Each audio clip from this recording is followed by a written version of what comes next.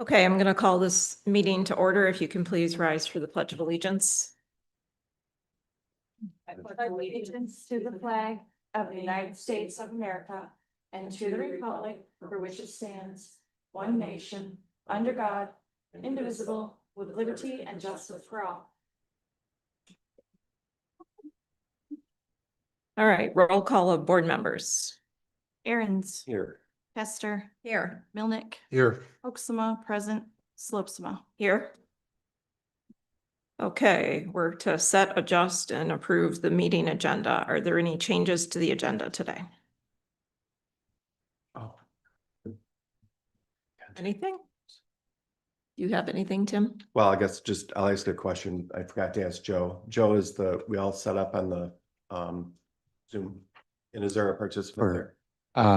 Not for this meeting right now. Yeah, we're streaming on Zoom, no attendees, also streaming on YouTube. Okay, so We might have to, I'll have to try to get a hold of her as we continue here. so we may have to just delay the start of the MERS pension presentation. Okay, do we want to, since you're trying to reach them, do we want to estimate for their benefit? Like, what do you think you need? I'll just step out and make a Okay. call once I find her number. I can also email them the meeting link if you have an email for them, if you want to do it. I did send it to her. Okay. So. But we can keep going. I'll figure it out. Okay, well, I would suggest we will just adjust that on the fly. If they are not present after public comment, we will just delay. Okay, Is there a change to the agenda? so I believe there's no change to the agenda. So do I have a motion to approve the agenda? There's no amendment to it. So move, Milnick. And I will second that. All those in favor? Aye. Aye. None opposed. Okay, declaration of conflict of interest. Does anybody have a conflict of interest with the content of today's meeting? No. No. No. No. Wendy? No? Okay, no conflicts noted. All right, public comment. Anybody may address the board on items related to township government. Would anybody like to make a public comment this morning?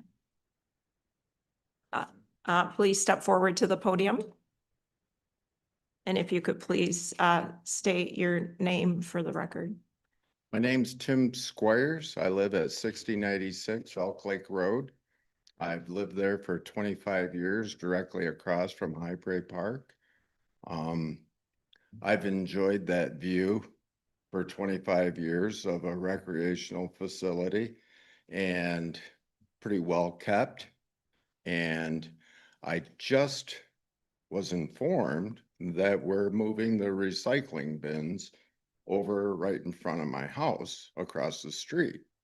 And maybe it's my own apathy that I didn't know anything about this sooner, and that's on me, and I understand that, and that's why I'm here today. And I don't really like the idea of that, but long story short, had somebody approached me as a neighbor and a member of the community and told me, we need to do this because of this, this, and this, and this will afford us a better way of operating. And we're going to go to these lengths for you to not be, infringed upon. So that lack of communication or my apathy, I mean, it might be too late. I saw some YouTube videos of where some things have already been voted on here, and I'm a little concerned about just the common courtesy of letting me, the guy who is right across the street from this, not knowing or at least informing me, hey, we're thinking of doing this. So I don't know where we are in the status of that move, what your plans are exactly for doing it. I mean, if it's going all the way in the back corner up there by the old fence to the ball field, and you've got a three-way fencing thing, and you're going to do some landscaping, and the only thing we have to deal with is a little bit of extra traffic and some noise. That would have been nice to know. I mean, it's just, I don't know anything about the move or why. And I'm trying to get that information today and voice my opinion on the whole topic. So Tim, I would just like to let you know the decision has not been finalized yet. We've been talking about this for about 2 months. And it is on our agenda. It is later in the agenda. It's number 2 under unfinished business. Okay, So that's probably, I would say about an hour, hour and a half into the meeting is when that discussion will take place. okay. Oh, I didn't know what the agenda was. Okay, If this was my chance, I was going to sure. uh, Okay, let my concerns be known. So I'll be patient and wait for that topic to arrive. okay, thank you. Would anybody else like to make a public comment? Please step forward to the podium.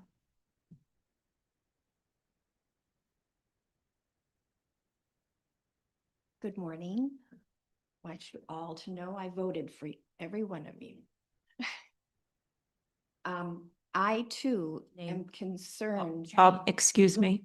Yeah, if you could please provide your name and I'm your Pam- address. Pam Grunwald Dow, and I too live across from the Ball Diamond on Elk Lake Road, Okay, 6024 Elk Lake Road. 2 words, GRUENWALD -DOW. okay. Sorry about the interruption. Go ahead. I'm here also to learn more about the movement of the recycle bins. I'm concerned about it. I've watched the work on our park for more than 40 years, trying to get it into good shape, getting grass, trees to grow. And it's finally getting to a point where kids can feel comfortable there, and so can the parents. And I'm just concerned about what has gone on in the past when park was plowed, the driveways, people would park their cars overnight and sleep in them. There was a trash bin there that people who are just driving down the road use it for their own personal use. I don't believe it's there anymore, which is a good thing because it was generally full all the time and trash was overflowing.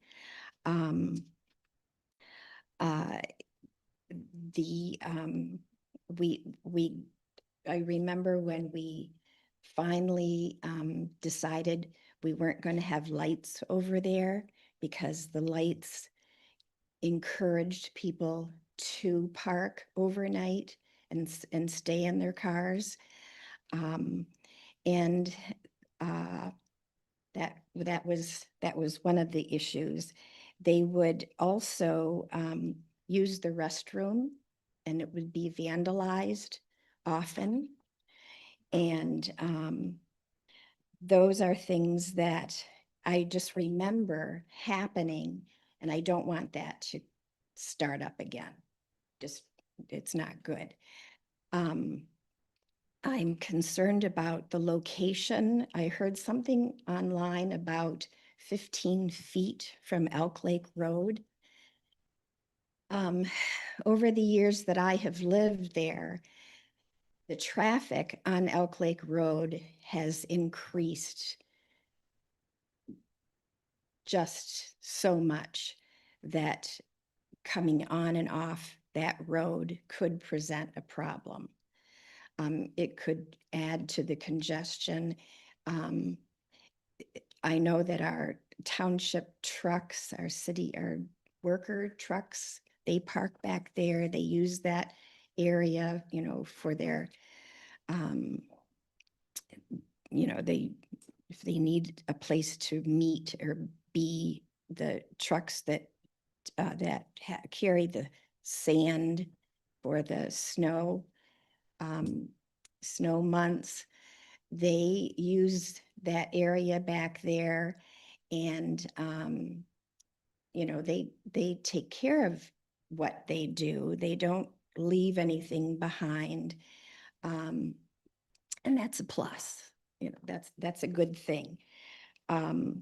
There is a monument there, a centennial monument, and from what I saw online, these bins are going to be placed, it was mentioned, they're going to be placed like 15 feet from this high prey monument, which is, I think, disrespectful. I'm not in favor of this. And as I said in the beginning, I'm here. I watch the meetings online, but I'm here today because I'm trying to learn more about this. I know there are two sides to every story.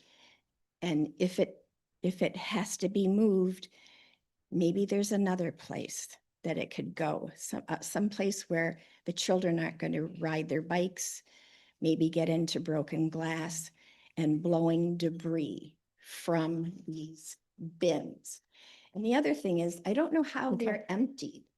I don't know if the truck lifts them up. Excuse me, if you could kind of wrap up your comments at this Oh, point. sure. I appreciate the Sure. information. Like I said, I'm just here to learn, and that's, you know, I'd like to discuss this before its final decision is made. Okay, thank you, Pat. Pam, Pam, sorry. thank Pam. you. Okay, would anybody else like to make a public comment this morning?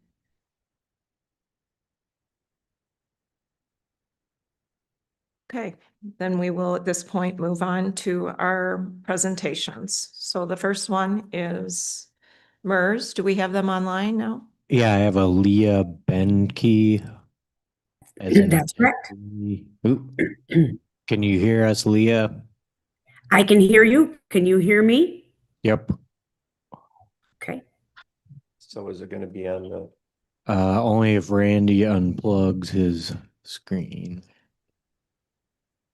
and then I don't know if she's gonna do the presentation on Zoom or if I have to plug in and do it from my computer.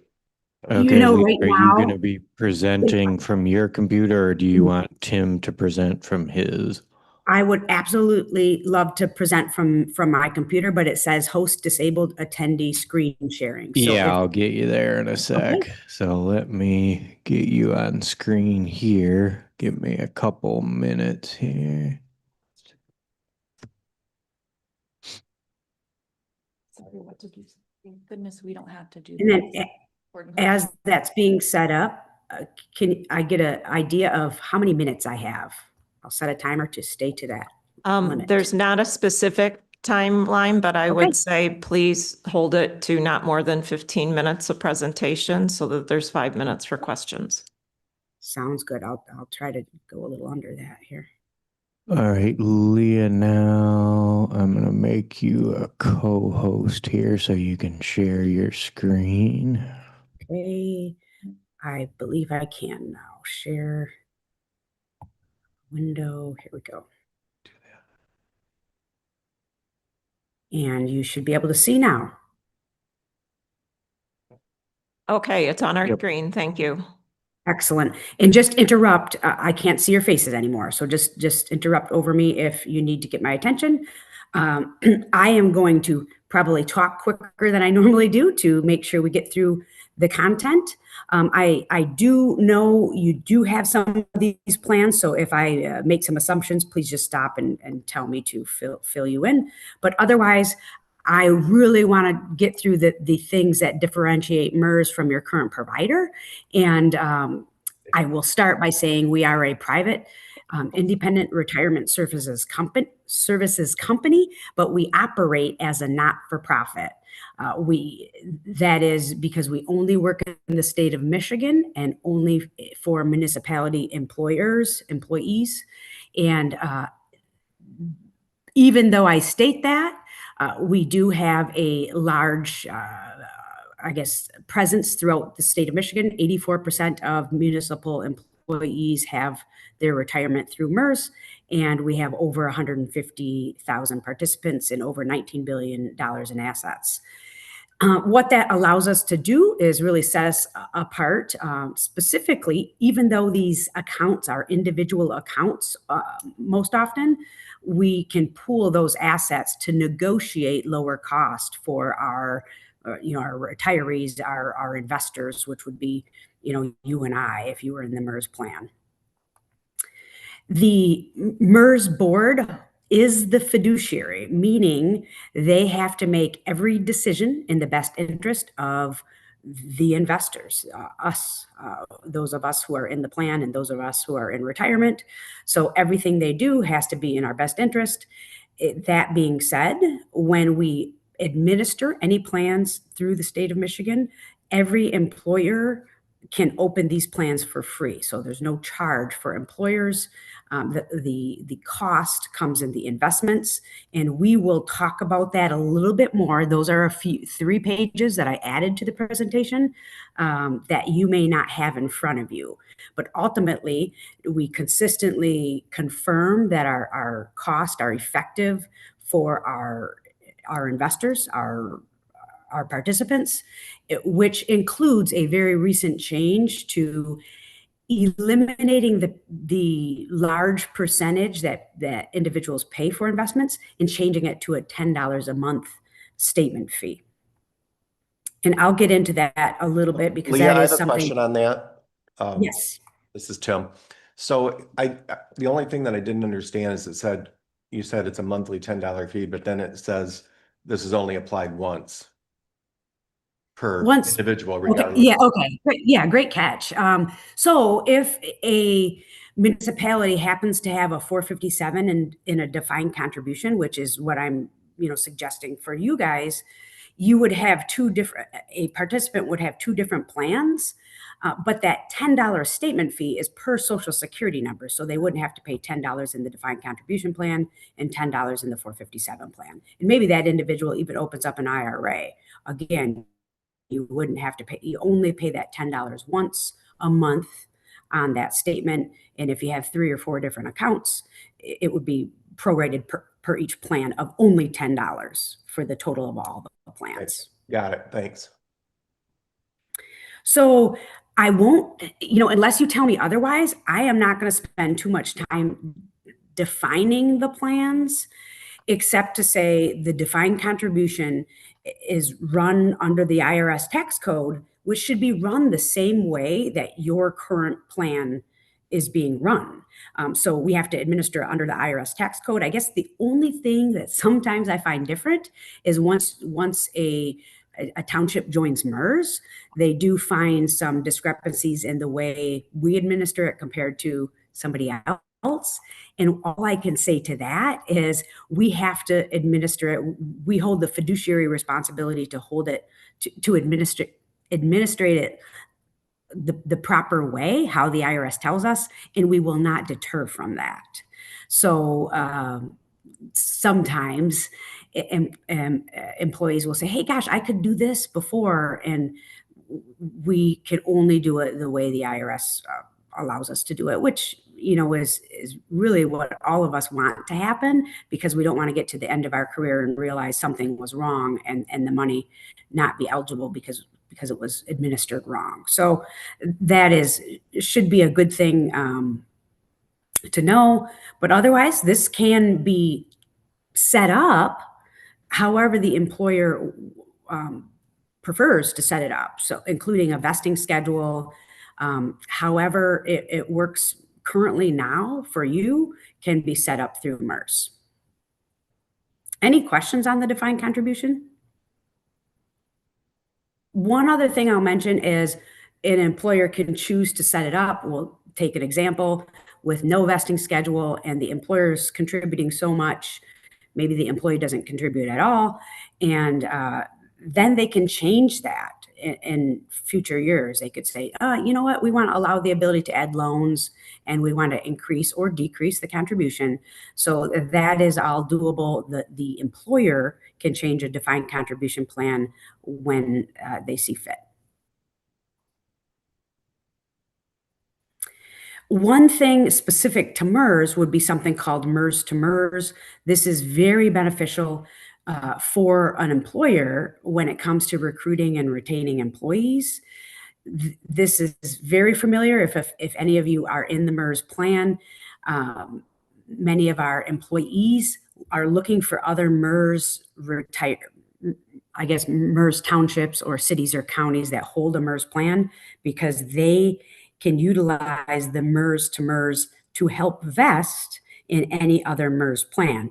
Really quick example to make this a little easier to understand is if one individual works at, let's say, a township downstate, so somewhere in Lansing, we'll say, for 5 years, and they happen to be in a defined benefit plan that takes them 10 years to vest, and they're only worked there 5 years, but they have to leave because their family is moving up north, and they come to another MERS employer. Let's say, for example, if you were to adopt MERS, they could start at your employer and work 5 more years and then be eligible for the 5 years they left downstate. That 5 years that they worked at your township would help them vest at that plan that they left.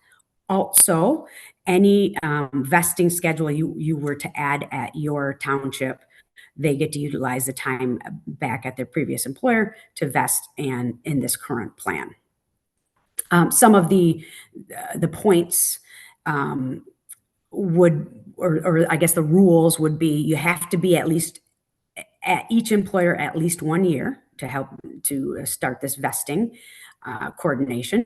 You can't have more than 20 years between the break in service, and you have to leave your retirement dollars with MERS to be eligible for this MERS to MERS. I won't talk too much time about Act 88, but that is something similar that a board would adopt at a city or a township or any municipality to have coordination with the state of Michigan and other non-MERS municipalities. And we do have a lot of employers who adopt Act 88 throughout the state of Michigan. That takes a little longer to be employed at those employers to vest, more like 30 months rather than the 1 year. Understanding the 457 plan. I'm sorry, I just have the screen up and I can't bring my notes up at the same time, but I'm pretty certain you guys already have 457 as well. Is that correct? We have Voya, yes. Okay. So same thing, of 457. The first one, the defined contribution, is the 40. Another name for it is 401A. This one just has one name, the 457. The rules have to be the same from provider to provider. Of course, MERS has that fiduciary responsibility to make sure that we administer it properly. So this often you see the 401A where the employer portion is contributed, and then the employee can contribute to the 457 program. And that is just the most ideal because the employee can start, stop, or change their contribution at any time. One thing that may be different with MERS specifically is we also have the Roth 457 opportunity, and I'm finding more and more other companies have that as well. So hopefully you already have the Roth contribution or opportunity up in your current plan, but if not, this is some one part that is sometimes new. You'll have, if you open the MERS 457, you'll have the Roth opportunity as well. Questions about the defined contribution 401A plan or the 457 plan? So I have a question about the actual contributions. Okay. So do you usually receive contributions every monthly from employers or every pay period? That all depends on what the employer wants to do. It seems to be the most efficient when they do it with payroll. If you happen to have only a monthly payroll, I will just bring up, it is very beneficial if you have a biweekly payroll that you can do the contributions at that time, report them, and even send the funding if you plan on funding like you are now, because that's the best way for any investor to get the best of the market is systematic investing, which would be probably the most beneficial to do that biweekly or weekly, however your pay period works. Okay. So just to clarify, you would post to the accounts and mimic the schedule that we're on. So if we send money every 2 weeks, you would post every 2 weeks. That's right. It takes, a couple after the post happens and the money's either ACH'd or wired or, whatever you do now. I'm sure the capabilities are the same, if not maybe even a little more efficient. But yes, we would post it the way you decide to do it, to report. I have a question. So Leah, I have a question for you. This is Wendy, the clerk. So Okay. I've read that other municipalities fund their salaried individuals annually. Mhm. Have you ever heard of that, or is that Yeah. not Yes. true? And we've set that up before. We don't have many that do that, but let's take a fire department, for example. They have some type of stipend, and when they come to MERS, they say, gosh, we want to set it up something like this, and based on the requirements that they have to meet throughout the year, we're going to put a lump sum and do that once a year. So those are probably the situations we see more often. I will sometimes push back and encourage, like, it's easier probably for you, even reporting wise, to do this, what works best, with your reporting schedule.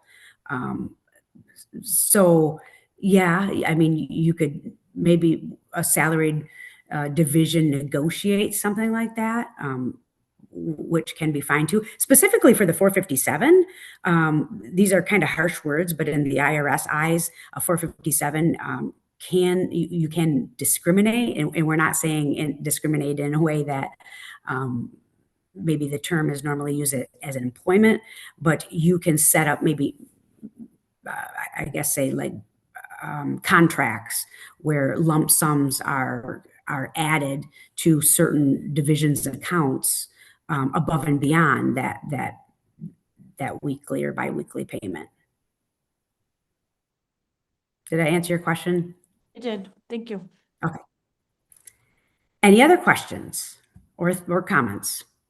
Let's see if I can- Lost my I little had a timer. question about vesting requirements. On one of the slides, it said under that, I think Act 88 said minimum of 30 months. I'm just wondering I don't necessarily have a lot of knowledge about what Act 88 is, but my question is, are there vesting requirements for employees, and does this 30 months apply? Yeah, great question. Ultimately, those Act 88 and MERS to MERS talks about vesting, and it just says, your time at different locations can help you vest, but some employer could not have a vesting schedule. So that doesn't matter. You don't, the very first example I used of that individual who moved from downstate up to, let's say, your township, and you don't have a vesting schedule, well, that is totally fine. They're 100% vested when they start, or maybe when the probationary period. Those are all things that you set as the employer. And then these statements here just say when you'd be eligible to vest using Okay, the previous so- employer. So yeah, great catch. So I But- think what you're saying then is it's up to us as the employer to determine what the vesting requirement is, if there is one. That is correct. Even if it you have no vesting at all. That's correct. It's all up to you. Okay, one other question regarding the MERS program for like a retirement program. Is that able to be rolled over into somebody's personal IRA? So yes, how I like to describe that, there's our defined benefit, which is a different type of retirement. That's usually how people know MERS, but we have a lot of participants with the defined contribution 401A, the 457, the IRAs that you can get through MERS. Those are all types of accounts. This is really the IRS's decision, and the IRS knows we don't live in a one job career anymore, and they allow you to roll over all these types of funds with those certain tax codes and 401ks. They allow you to roll them over multiple times ultimately. So yes, if you were to accumulate through MERS at the township a 401A and leave the township, really any provider should allow you to roll that over, because that's the IRS's call. Yep. Okay, so any and all of these accounts can be rolled to any pre-tax account can roll to an IRA. That's right. And Roth. Sometimes it's a little, the IRS's call, it's got to be the exact same thing from Roth to Roth. So Okay. absolutely, most all retirement accounts can be rolled over from one to the other. Mhm. And All keep the right. tax advantage. Yep. Other questions board members have? Just one question, I guess, or a couple of them actually. Number one, it's not required that there be an employee contribution, right? It can only It be, is. That's correct. It's not required.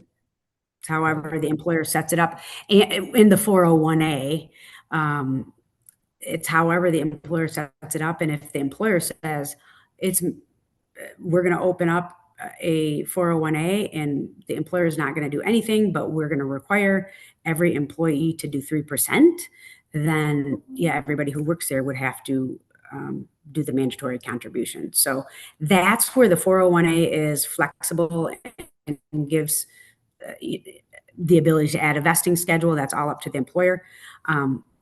But that's often why we pair that 457, where an employee can add contributions to the 457 and change it at any time. You could even set up a match where the township says, we are going to match 100% of your contributions up to 5%. So an employee could put their 1 to 5% in the 457, and an employer can match it over in the 401A. So there's a lot of ways to set it up. But the 401A is regulated by the employer and can only be changed by the employer. In the 457, the employee has flexibility to change things for themselves. okay, thank you. One other question. If we're rolling over the existing plan into MERS, then is the value of the existing plan then subject to all the MERS rules, or is that kept separate? If you're rolling over the existing plan, yes, MERS can only accept those funds that follow the guidelines of our plan, and our plan directly, relates in the most part to what the IRS expects, how the IRS expects us to run those plans to keep that tax advantage. So yes, we also hold, which I'm pretty certain from what I've seen thus far, we administer Social Security replacement plans. So MERS has many of those as well. Not as many as you would think. There are not too many of our municipal employers who opt out of Social Security anymore, but we administer that plan. We can't serve as a Social Security expert, but we can administer the plan the way that it should be run. Okay, any other questions anybody has? She still has some more slides. I do, and really quickly, if you don't mind, this is something that you guys didn't see. I have sent up copies of many additional slides that talks to the employer, and this is the fee comparison. We looked exactly at what your employer was everybody in your plan was invested in, and we compared it to the like plans at MERS, and this is pretty substantial to show us. Sometimes not what employees are their top concern, because it's often hard to figure out what we're paying in our investments. We pay no matter where our money is, we're paying something. The industry just kind of hides it in the returns. So we looked specifically at what you have invested, comparing it to the like fund at MERS. If you can see my cursor at the very asset weighted average expense, you are paying $2 or 2.55% in your current investments with John Hancock, where it's 0.03 at MERS. If you turn this into what does this mean to me? Per every $1,000, you pay $25.50, whereas with MERS, you'd be paying 30 cents. So that's a huge difference in fees. Here is where we add our statement fee down here with the small percentage. So I also say that's not the most important, just, hey, you're less expensive. How are you performing? So we also did performance of what you're currently invested in at John Hancock as to that like fund at MERS. And MERS is outperforming John Hancock at the 1 year at 2.09%. And then you can see it as it goes at the 3-year, 5-year, and 10-year, which is 10 years is what we like to look at most often when we're talking about retirement funds, because we're in this for a while. And these numbers are pretty substantial when it comes to fee and rate of return. Then this is just a very quick comparison. All of us, you don't have to feel bad because most providers charge a percentage, but this shows you if you're paying a percent every year, even in retirement annually, this is what you would be paying for this amount of money. So $7,650. And then over at MERS, you'd be paying $210. So you can see where that's going to be very beneficial. And then, the higher the balance, obviously, the more you pay, where that's not necessarily a big difference with this fee statement setup. We did, I'm not going to go too much through it, and you guys can check this out, but I did do we actually had 2 different individuals where we compared a certain amount of money invested and what they would pay just in fees alone over their career, and it's $5,000 with MERS or $96,000 with the current setup with John Hancock. And that's a comparison at a point in time. So John Hancock could lower their fees someday, and that would change. So we had to look at it at a point in time. And then, of course, in retirement, you're paying more fees year after year as well. And we just kind of point out you could pull a lot more money if you were paying less fees, and then you get the bonus that MERS was outperforming. And then I'm going to kind of stop here, just a quick click through of all of our resources. That's usually the thing we don't have time to talk about, and that really sets us apart from other providers. We're there for you with a lot of tools. And one thing that the new administrator added is free financial planning. That would be done virtually. And the fact that MERS offers education to all of our municipalities once a year, and that is in person. So that the resources we have usually set us apart from all other companies. Other questions? I have another one.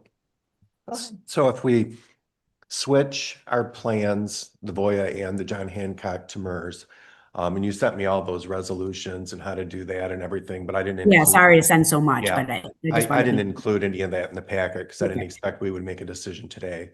But how would that impact prior elected officials and employees that are have money in these plans? How is that going to work? Yeah, so most employers who open up a new plan with MERS, they do full plan transfers because of that fiduciary responsibility.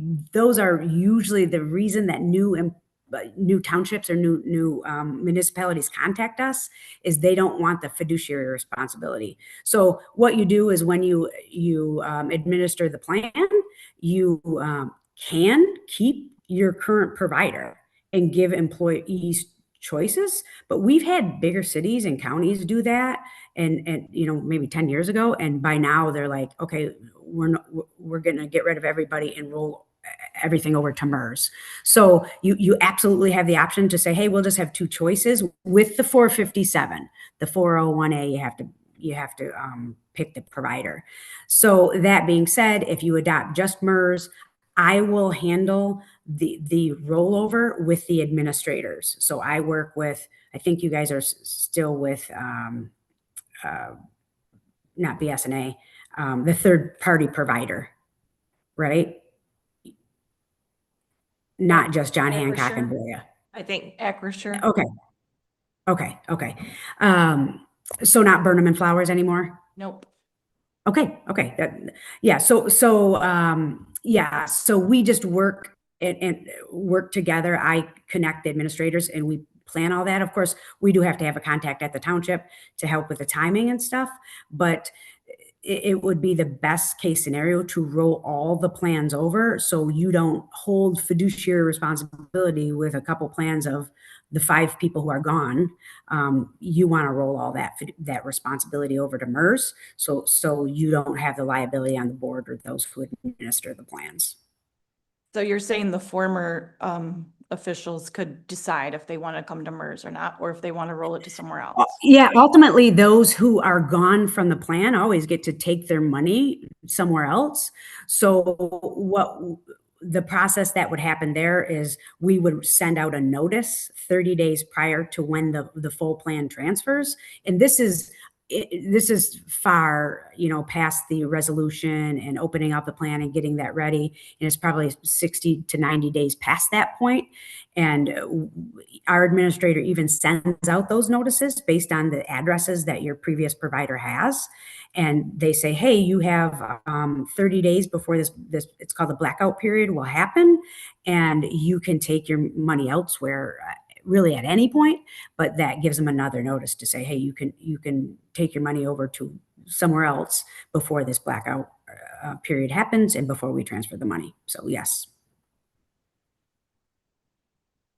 All things you will not have to worry about if we were to move forward. Do we have any idea how many people that would impact? 4. Is that all? Oh, okay. okay. Yeah, and any other- sometimes, oh, sorry, any other questions? Any other questions? Okay, looks like we're out of questions here. Did you have something to add, Leah? I do not. I just kind of the point, if you have like one retiree who always comes in and talks to the clerk or asks one of you questions all the time, and they have questions, you absolutely can steer them my way.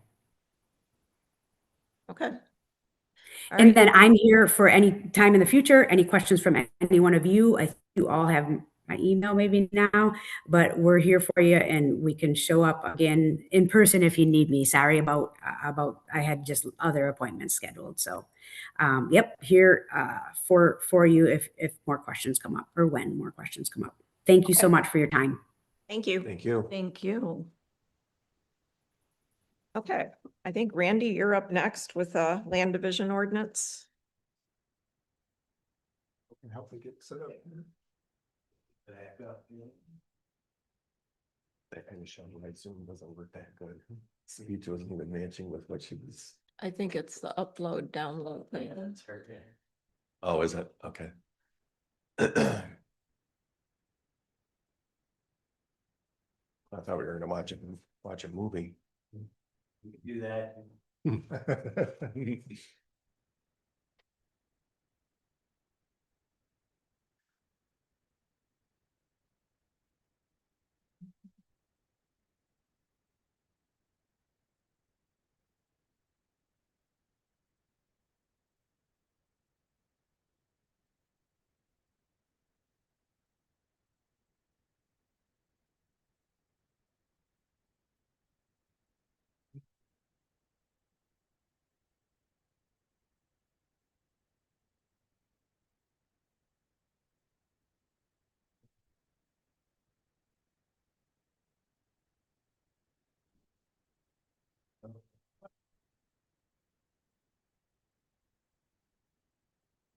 Is that you, Randy? Sure. There's. I'm ready to throw that chair out. Just. Is that mine? Yeah. Is it? Yes, Switch to it the other is. one. Oh. He gets that chair every time. He does. He says it just happens to be. Squeaky. Little oil. There's multiple. There is. I had it last time. I moved it down there. Can we take just a little break? Yeah, sure. We'll take Minute. 5 minutes Yeah. while we get the IT stuff straightened out.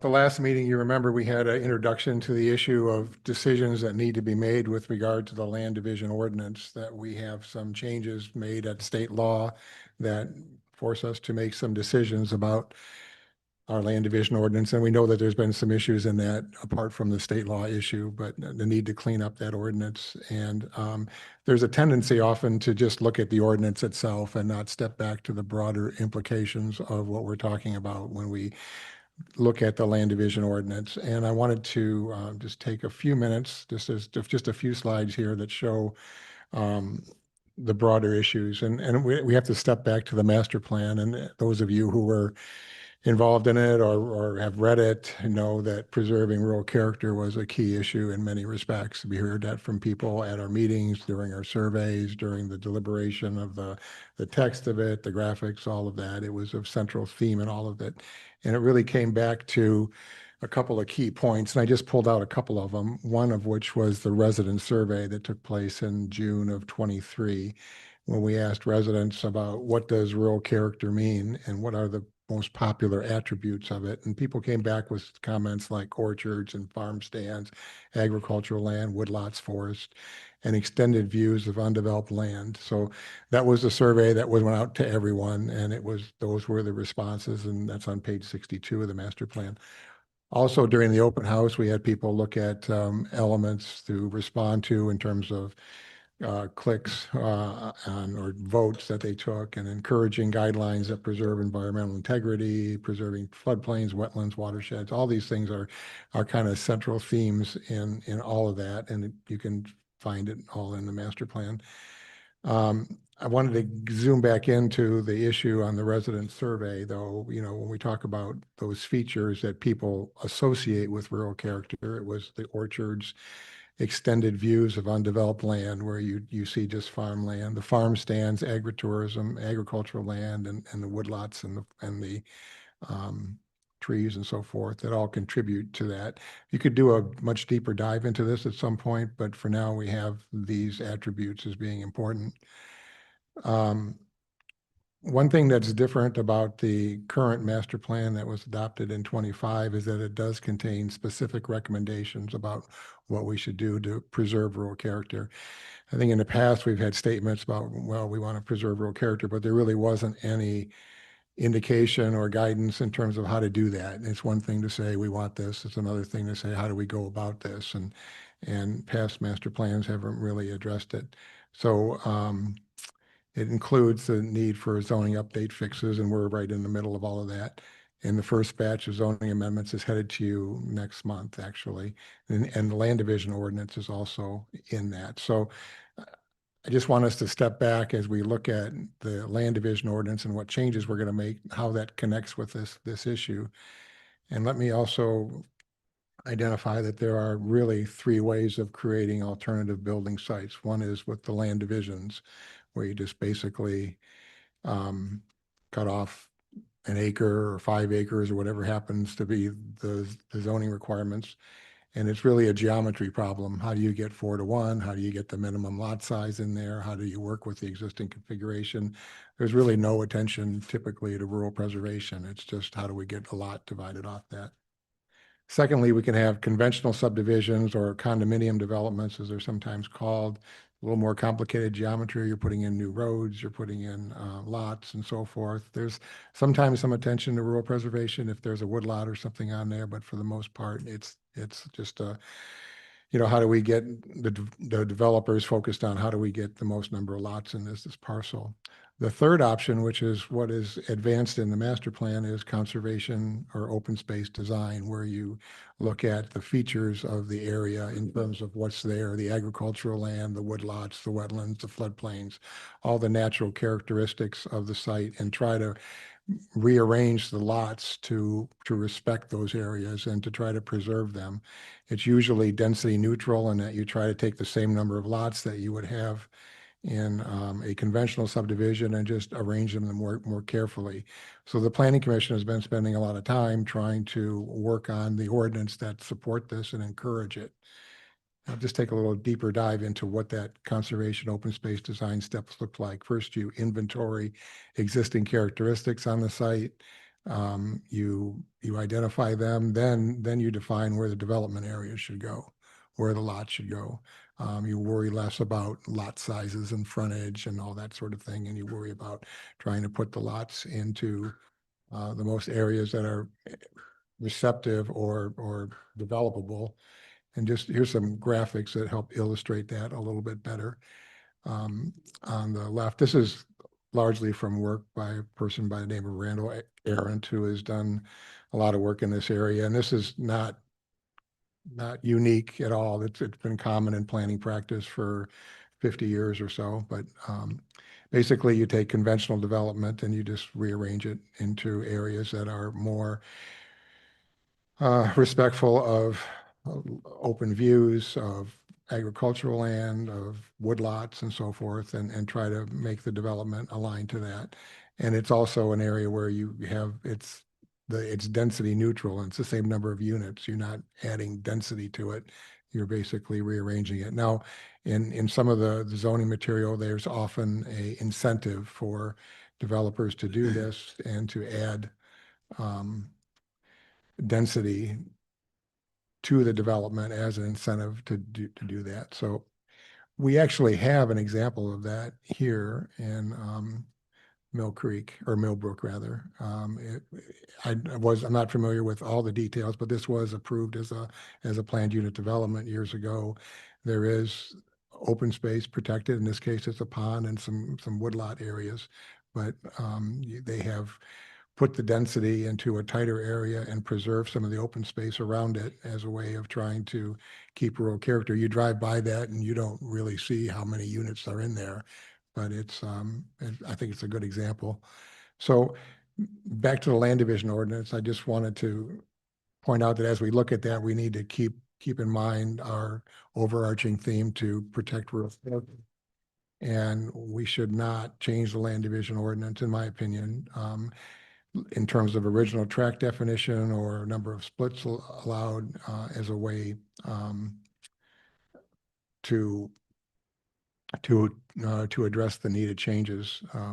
Some land division activity is necessary and welcome, of course, but excessive amounts really put us back into the point of just dividing off lots along the existing road frontage. So do encourage conservation open space design, and there's, as I said, some amendments coming to you actually next month from the Planning Commission that are going to do exactly that. So I have a question about how is it that you mentioned incentivizing developers to use more of a conservation open space design? Can you explain more what the incentivizing is? There's really two ways of doing that, or two factors there. One is if they have to build less infrastructure, less road, that's an incentive to them because it costs less. You know, if they're filling the site less with roads, then there's this cost savings there. Secondly, there can be additional units offered as a way of trying to incentivize the developer to do that, because you're basically then allowing maybe a unit or two more that you would have otherwise. But generally, it's close to what you'd have from conventional development, just looking at a more creative approach. And, you know, there's a lot more to be said about all this. We're just scratching the surface here, but the details of that ordinance are coming to you next month. So is this, what we talked about this the last time? It was really the planning commission was gonna make a recommendation on what, if any, action we have to take by March of 27. Right? Yes, that's on the land division ordinance, and Right. there are some options that we have in terms of redefining what the original tract is. And also we could change the number, as I understand it, the number of units that could be divided from parcels. And so my point is simply that the more we encourage and support land divisions, that's a step backward, I think, in terms of rural character. Right, yeah, I get that part, but so the planning commission though is gonna give us that recommendation about. Not on the land division ordinance. They was have gonna not say. really been asked to do that yet. Okay, Yeah, I think that's more up to us, but what you're saying is with the new state law, one of the options is to reset the parent parcel Right. definition, which would allow substantial more divisions. It would. right. And I think by your slide there, you're recommending that we not do that. I mean, that could potentially cause an explosion in Right. land splits. But if the conversation is all about, you know, I mean, we can lose the attachment to rural character preservation, which was such a important part of the master plan development and conversations from residents. So I don't want to lose focus from that there's implications, and it's touched on in the master plan several times. There's a lot of discussion about fixing the PUD requirements, making it so developers are inclined to use it. It's easier for a developer to do a conventional subdivision and typically as you get to dealing with more sophisticated developers, it's a business to them. You know, it's not, they want to buy a piece of parcels, they want to divide it up, and they want to develop the lots and leave. Right. And I mean, I'm not being critical of that. That's what they do. That's true. That's their I think business. that's a realistic Right. description. So what we want is to them to say, okay, so there's going to be extra meetings, there's going to be discussion about how do we implement that. So there's got to be reason to put up with the extra fuss. So if we don't change the ordinance, there's still gonna automatically be a change March of 2027. And we can make things more restrictive than the state law. Or And keep them as they are. And our land division already is, so I get that part, okay, but people still can go through the PUD process. Yeah, they can now, except it's cumbersome and it hasn't been implemented properly in the past year, Okay, in my mind, in my opinion, anyway. And doesn't the PUD process actually allows you to depart from the standard land division dimensional requirements and that sort of thing, right? It does. I mean, that's the carrot to somebody using a PUD. Yeah, there's presentations that could go an hour that describe the conservation design approach and, So I assume that through some of the consultants that we've hired, they can recommend PUD zoning language that has been successful at getting developer support, because that's the real key, right? It You is. don't motivate them properly. there's a lot of PUD, in my experience as a planner for a lot of years, there's tons of PUDs that have never been used, or if they've been used improperly. Right. So the key is to get one that the developers want to use Right. versus one that they don't want to use. Yeah, again, because the larger ones are trying to want to do a development. They want to be proud of what they do, obviously, but at the same time, it's a business. Mhm. So anyway, that just general information to share. Good. There'll be a lot more conversation about this going forward. Yep. Okay, and planning commission report, that's you as well. Randy? Yeah, so a bundle of zoning amendments has been prepared, is headed to you for the July 9th meeting, I believe. That's pending action on July 1st that the planning commission is going to take. That includes plan unit developments, amendments to the condominium requirements, amendments to site plan review, and special uses. So it's a big, large bundle of material that's been coming. A couple of them are being held back for a little bit more work. The also work is on the winery ordinance. The planning commission is going to review materials from Giffords Webster at their meeting on July 1st. The planning commission has been working on that. We've asked our consultant to work on that some more and give us their thoughts on it. So that's moving forward. We also have the short-term rental survey that's live right now. The postcards were sent out, and I believe the phone interviews are done, if I'm not mistaken. That was a component of this work. And then also in your packet, I think you'll see the information about the special workshop being held on July 1 at 6 o'clock. Reen prepared. It's going to be an hour before the regular planning commission meeting. It's a special workshop. That's information to inform M72 property owners about potential zoning changes. This fixes some longstanding problems with the COPUD district where 4 properties have been zoned COPUD in the past, and we're going to change that and convert the COPUD to an overlay district. I know that's a lot of zoning jargon, but in the long run, we're trying to clarify and avoid the confusion that's been created by both the COPUD and the rezonings in the past. And there'll be more explanation for that as we go forward. Our consultant has looked at that as well and agrees that it needs to be improved and fixed. And what we're trying to work towards is actually clarifying requirements and avoiding ambiguity and having the process clear and predictable. So, Okay, any questions for Randy? All right, moving on to just a short report out from Wendy and Jill regarding annual audit status update, just the plan, what the plan is. Well, you might be more versed about that than us. So I know that Supervisor Slopsma coordinated with Maynard Costerison to come help us with audit prep, which would begin mid-July. And then for our audit to be actually performed in mid-August so that we can meet our September deadline. Okay. I know there's some training today too to get ready for that, and tomorrow. Anything to add to that, Jill? Okay. Mm. All right, and website, any update on that, Wendy? Jim's moving forward with some of our suggestions. I heard from some of you. I know I gave a survey and little email about like things that were brought up and they're recommended. So I'd really appreciate your feedback on that email. I don't recall seeing that. Did I just miss it, or is it in my box? Okay, I will So- go look for that. A couple days ago. Okay, I must So- have accidentally marked it as red. Okay. just have one question on that. I think it was mentioned before about having a search function in there so you could search. Oh, yes, definitely. Yes, that was one of the questions. So in that email, I gave a bunch of things of like, were they a high priority for you or not? Yes, and that's one of the things is like documents and being able to search them and having forms or uploading forms.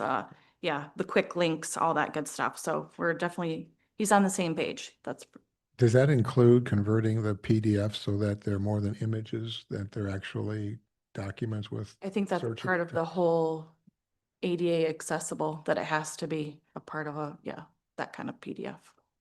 So is going back into that going to be a large task to be able to convert? That would be a good question for him. I think that the website redesign is a little different than actually making it the accessible part. He was talking about that last time, so.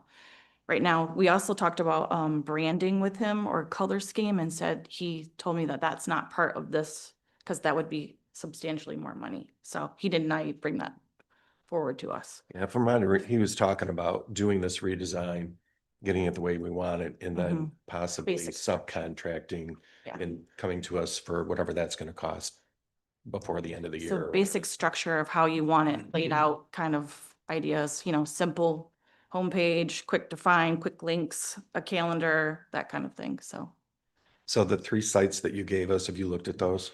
yeah. Those are all, did he do all those? No, those are just Okay. ideas that I think look good, and I wanted your input of what you Okay. thought they look. I know he did the airport, but he never does. shared what other municipalities he does, so I'm. not It's sure. on his website too. You can always look at Brick House. Okay. I think he does Acme for sure. Oh, He that's said- right. He said, don't compare Acme. Acme has been wanting to update theirs forever. He said, and he's still working on with them to do that too. So. So one other question with the information that came out, I don't remember exactly when it was, but there was a push out on the ADA requirement to 2028 instead of spring of 2027. Some of that ADA requirement is that whole font and contrast color and that kind of stuff Being able too. to read the PDFs. that's- That is, but that is part of what his agreement is with us, right? Well, he needs to set up the actual basic foundations of things before he can move to that point. So that's where we're starting with the beginning. Okay. Yeah. All right, good. Any other questions? All right, thanks. Cleanup day report. Just a little check-in on that. How'd it go? It went very well. So I signed up to work at, Randy offered to do that as well. He was there. And then, Deb Graber, our zoning administrator, she was very instrumental in keeping our line flowing as well. Josh Morgan came with a new truck, so it was good.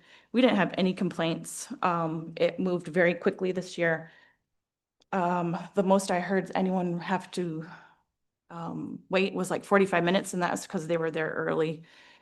We had 17 dumpsters, which was more than ever before. The Erickson junkyard did not come this year for the scrap metal, so that was an extra cost as well, but that was, I mean, a good couple dumpsters itself. We counted about 380 cars, so it was a very good turnout. People were very happy and pleased that we were doing this, and they want it to continue.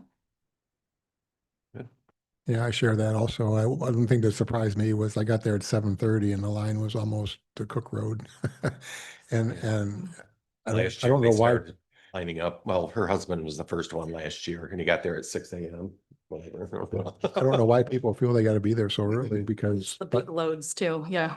but I mean, by 11 o'clock, there was hardly anyone there, you know, so, and it went till noon, so you could have easily come later and, you know. It keeps avoided all this that. stuff out of the woods and out of the junk piles and People greatly appreciate it. Yeah, there's a lot of good positive feedback over that and, you know, good. I think the Thank you community. for doing that.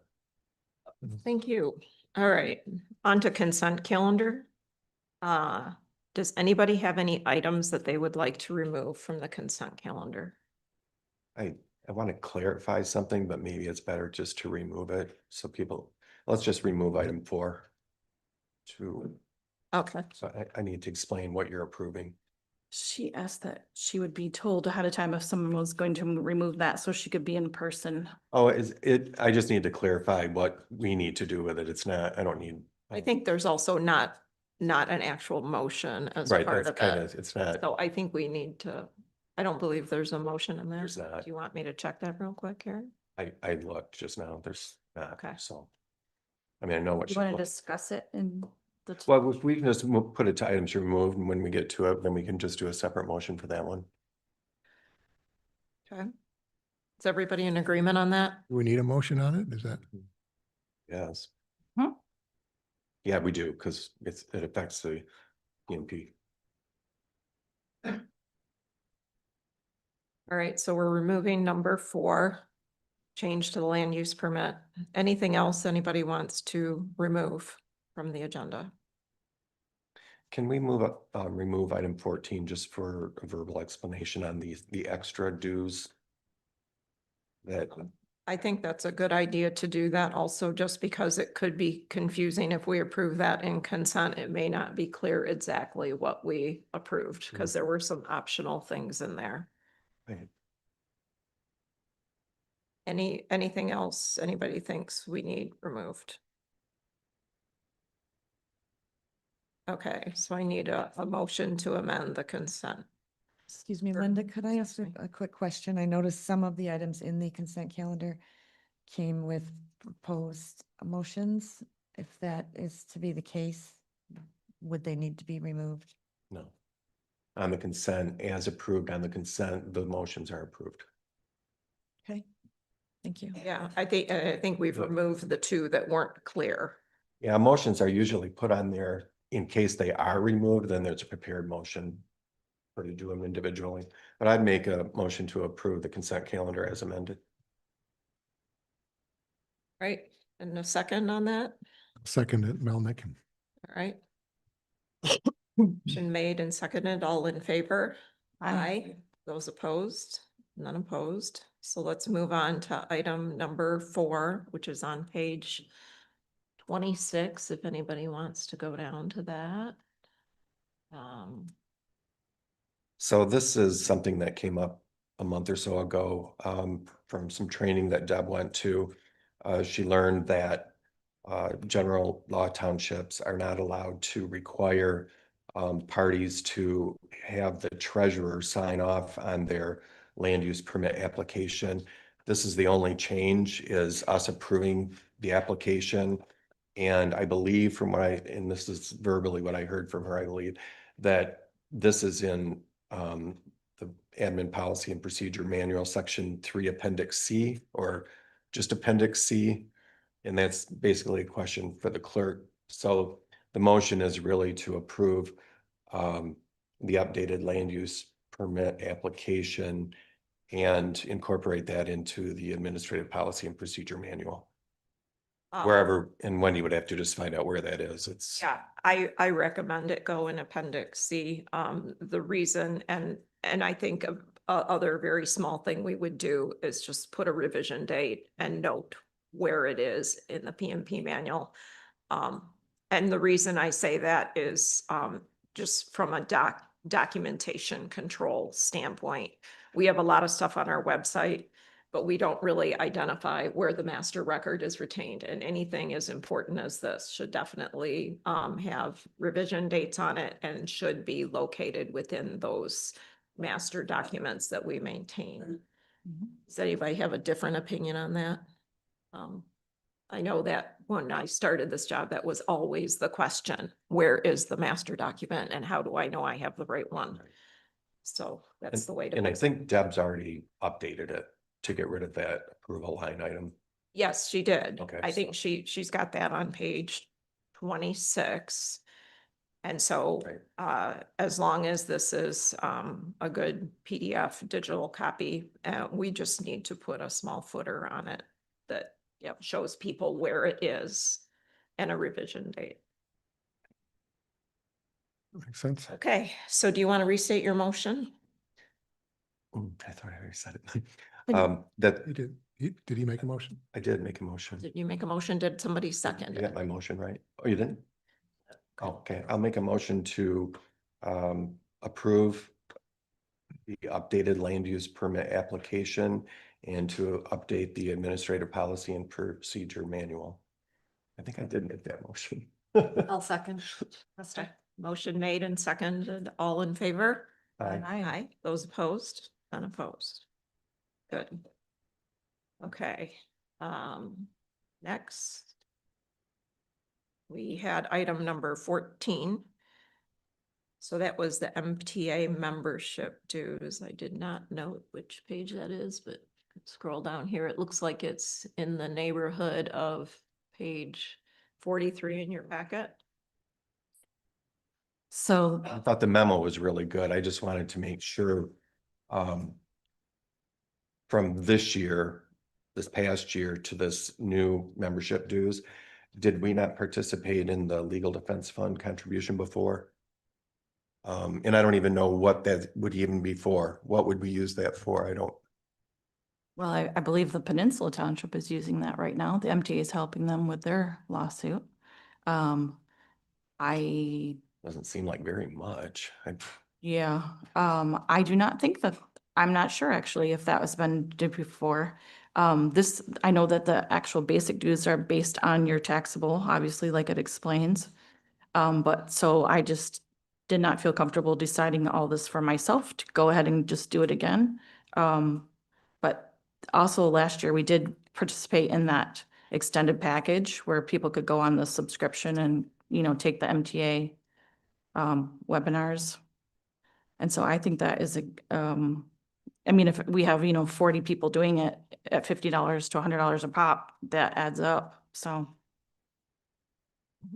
And we always have, I try and always make sure, and I think all the rest of you do this as too, on the boards and commissions, I always encourage them to use MTA. And I know MTA is always very cooperative, working with our appointed officials.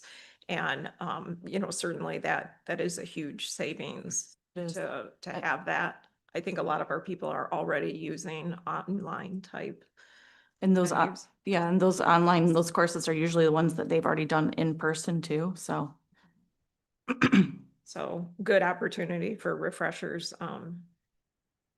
So any other comments on having the online learning subscription?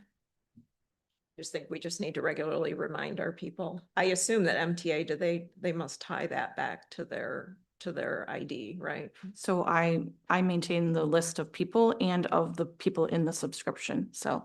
Okay. Yeah. I can remind people.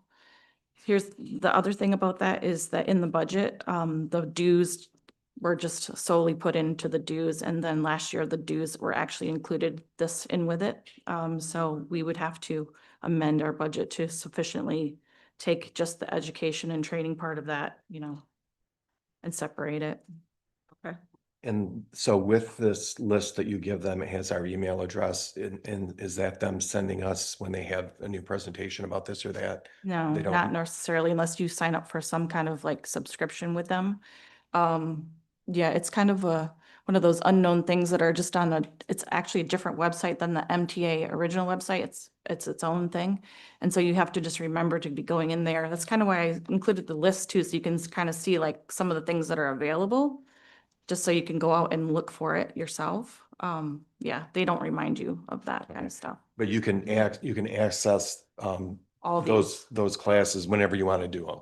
correct. Okay, I see. Okay. All right. I would make the first motion to approve payment of the Michigan Township Association annual membership dues invoice for the period of 7/1/26 through 6/30/27 in the amount of $5,574, together with the legal defense fund contribution of $167.21 and the premium online learning subscription in the amount of $1,900 for a total expenditure of $7,641.21. I'll second that. Great. Motion made and seconded. All in favor? Aye. Those opposed? None opposed. That motion passes. So Okay. these trainings are open to all planning commission members, right? Correct, yes. And I'll send out another way to get. Yeah, I back think that in. would be helpful. I think many know that, but I'm not sure if all the newer ones know that. So. Yeah, all elected and appointed officials.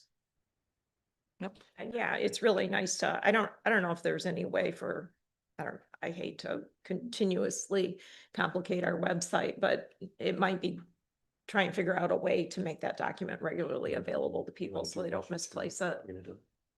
I know that I've got those instructions permanently in my briefcase. Mhm. That's where they live, but probably not the most convenient thing. Okay, then we have the second motion to amend the budget here. I'll make a motion to amend the fiscal year 26-27 general fund budget by transferring $1,500 from account 101-101-840 dues and memberships to 101-101-880 education training to provide sufficient appropriations for MTA premium online learning subscription to be paid. Second. All right, motion made by Kester and seconded by Aaron's. All those in favor? Aye. Aye. Okay, it takes care of that. Unfinished business. I have a line item here for any park and recreation items. Are there any items, Josh, on Parks and Recs? Okay. Not on today. Okay. Now we're at the popular subject of recycled bin relocation. So Josh, if you'd like to step forward and we'll talk about options.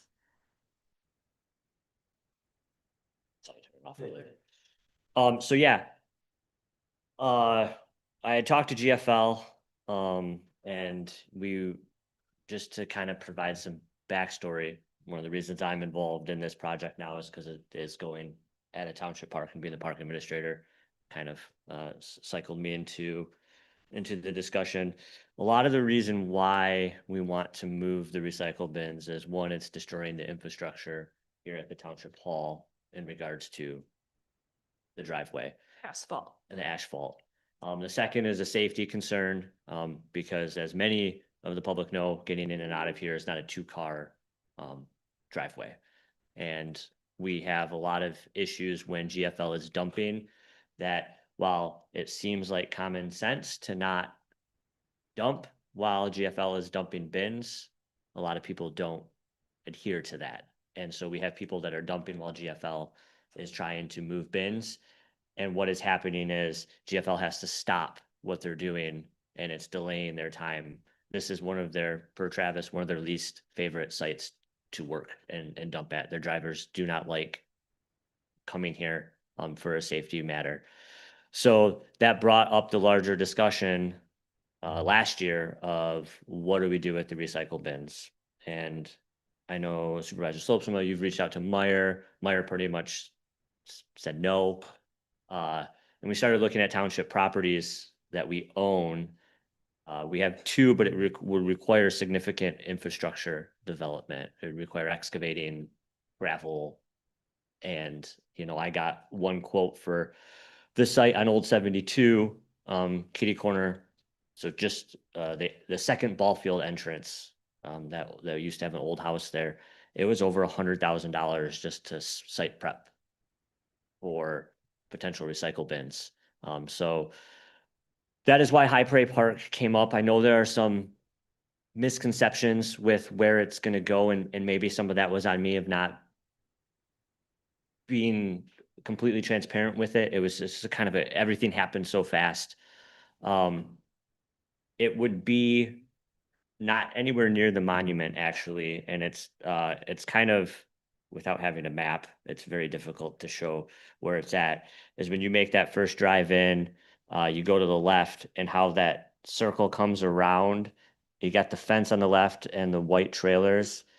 The goal would be to build a 6, or ask for an exemption and build a 7 or 8 foot cedar privacy fence around the entire 6. And instead of having them double stacked, they would be in a row.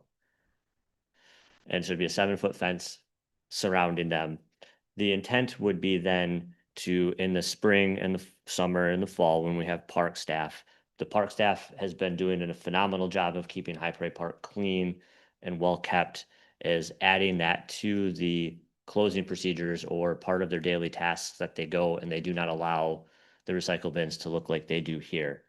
I will say that when I pulled in here on Monday to drop off fire department recycling and the bins were overflowing, I did pause for a moment and kind of started to think, do I want this at High Prairie Park? Because High Prairie Park does look really nice right now. So I'm just doing my due diligence of trying to find a location for it. I have not submitted any permits to zoning for building a fence, to zoning for moving the recycle bins. I don't, Wendy, we have not sent out the letter to the surrounding residents. These are all things we're going to do, but as I started getting feedback from community members, I kind of pumped the brakes a little bit, because I wanted to have the discussion, and I definitely wanted the public to have their input. But we're at a point of, we need to find a place for them. But what's the next step? Because I feel like, yeah, I don't know what, we've all talked about it individually at some point with community members, and I think we're all on the same page. But we have to do something here, because somebody's going to get injured, or a GFL truck is going to back into a somebody's vehicle, and we're going to be dealing with a larger issue than just moving to High Prairie. And the reason High Prairie would work, a GFL said it's going to require no site prep. And I did go to a Little League game there the other night, just happened chance, and it was a busy game, and the part in the area where we were going to put the dump or the recycle bins is not an area where people park. So it's out of the way. It does get congested in there, but I think that people would adjust their flow. So we'd have arrows and signs but end of day, I think it warrants further discussion. I don't want to just knee-jerk reaction and move them and then put a Band-Aid on something that's gonna now just cause a further issue, and it's kind of where I'm at. So a couple things I'd like to just add to that discussion is that, you know, because of the difficulty of us having a lot of parked cars on a day like today, GFL has not been able to pick up recycles here because we have a small parking lot. And then that doesn't stop people from leaving stuff. They just start piling it. And so that becomes unsightly. Additionally, they've also changed occasionally, Wendy knows this since she lives in the neighborhood here, that sometimes they have come and empty these bins at 4 a.m., banging them like crazy because they have to unstack them. And that has resulted in complaints from the neighbors here. And so, and the safety concern is huge. I know that Wendy has tried to mitigate that by putting out orange safety cones, which are ignored. And I have literally seen people running in and around the garbage truck and vehicles. Like, and it's just a absolute hazard that somebody could be seriously injured. Add the snow. And then, oh yes, the snow pile problem. We had that this past year too. And it is also very from an icing because of the way things are and the impediment of cars and the lack of space. Yes, I would say that I'm surprised we haven't had a slip and fall claim out there because it is dangerous. So the situation is a big problem. So Go Well, ahead. I just, Who would like just to a, go next? well, just a couple things that, along with the motion that we made to move them over to High Parade Park, we included in that motion, a rather tall three-sided fence. And I know where your house is and you're right across the street from it, but it would block the side, but you're still gonna have the issue of the additional traffic coming in and out all the time. And it is a park, I get that part. As far as keeping the area cleaned up, we do have park rangers that work all summer long that we can handle it there. And then perhaps, volunteer firefighters might help in the wintertime when we don't have rangers. But I really, as I said in the prior meeting, I don't love this location. I know that if we talked at one point about Whitewater Township Park along that road by the cell tower. And like you said, that would require a lot of tree clearing and prep. And we don't believe people would use it. People are not gonna like driving down that dusty, dirty road. And it probably wouldn't be well received. I don't know. The other idea, and I asked Josh when he talks to Travis the next time, that why don't we have curbside recycling? You know, East Bay has it, Garfield has it, the city has it. Is it an extra fee that would township would have to pay? If we had curbside recycling, we wouldn't need these at all. And that would eliminate the problem.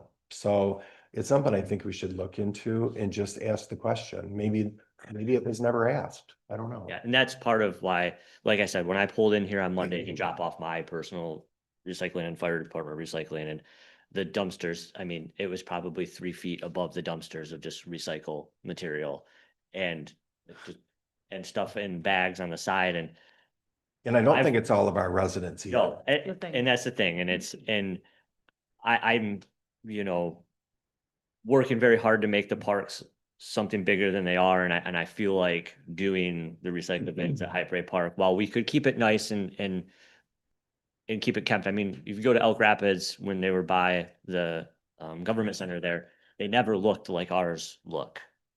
I'm sure they do at some point, but they are relatively clean. But I don't want to add an eyesore to something that we're trying to make nicer. So if I do have your blessing, I would like to pump the brakes a little bit on the project and come back again in a month with more from GFL if it comes to curbside recycling, and maybe get some more quotes from some other sites around, maybe gather some public feedback, maybe somebody in the public or a business has a better idea. Cause I know we've inquired about other businesses, but maybe if we put it out there, maybe a business might be in, like, just run down some more avenues before we then. Hey, Jill, you got a comment? Yes, can we find out if GFL will offer any incentive for a business to offer their parking lot? Like, I'm thinking of these businesses right off of 72, some of these right here where you never see a parking lot or a car in the parking lot, and there's plenty of room, possibly the casino. I mean, but I don't know if anybody's just gonna do it for free, because it does mess up your, your blacktop and your cement, and, there's garbage to think about, but there's plenty of places that it would not affect our residents as much as a park. I don't want to go to a park and see garbage bins. I mean, that's not what we go to parks for. And it's affecting, residents that are fairly close to that area. I just think there's other places, but I think we do need to do more exploring, and I think GFL needs to take a little bit of responsibility in this. Like, this is a huge benefit to them, not just our Yeah. residents. Pretty much what GFL has told us is that if we, like, they don't need them here, they'll just remove them and we won't have recycling. They don't, I don't want to say they don't care, but they don't, it's I can't believe it's a big moneymaker for it's them. not a moneymaker for them. I was gonna push it to Acme or Elk Rapids, Yep. so. But it is a situation with our residents as far as it's a savings to them. I know we have a lot of residents that use the bags with GFL because it's less expensive than having the big dumpster at your home. Yeah. From my conversation, it felt as if they wouldn't go do site look, like they wouldn't go. We recommend sites, they'll go see if it works. That's it. They're not gonna go solicit sites to put the recycle bins. Okay, Randy, you had a comment? I do. I have a couple points in mind, I guess. Number one, I think there's no good place for this. I mean, there isn't. It's just a lesser of two evils. I think we're looking at it as a lesser of three or four evils. But anyway, I do support the curbside recycling. It's incredible to me that we have to do this. I mean, I get in my car and I drive 2 miles to go take the recycle thing, and everyone else is in the same boat. It'd be curbside would be so much better. And I don't know why we don't have it. I don't know enough about why, what it takes to make that happen here, but we should. And then thirdly, if it does have to go someplace, I really think of screening around it beyond what we have here, something that's attractive. There's lots of options for screening dumpsters and things that we can look at that would, including the actual physical structure and landscaping around it, could help make it, better and more palatable if it does have to go somewhere. But I think the first choice is curbside recycling. And if there was township money that was necessary, I'd be in support of that. Okay, Wendy? Anything to add? I think this is a good pivot. I'm actually really proud of this board to try to pivot and to listen to its residents. And I think that I think somebody out there maybe does have a better idea of where this could go. So even if it had to be temporary at the park, I wouldn't be necessarily opposed to that since we would be maintaining it well. But I do feel like there's probably is a better place for it.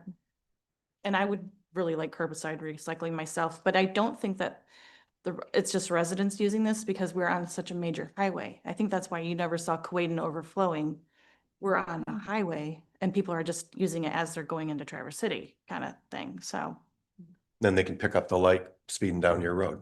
yeah.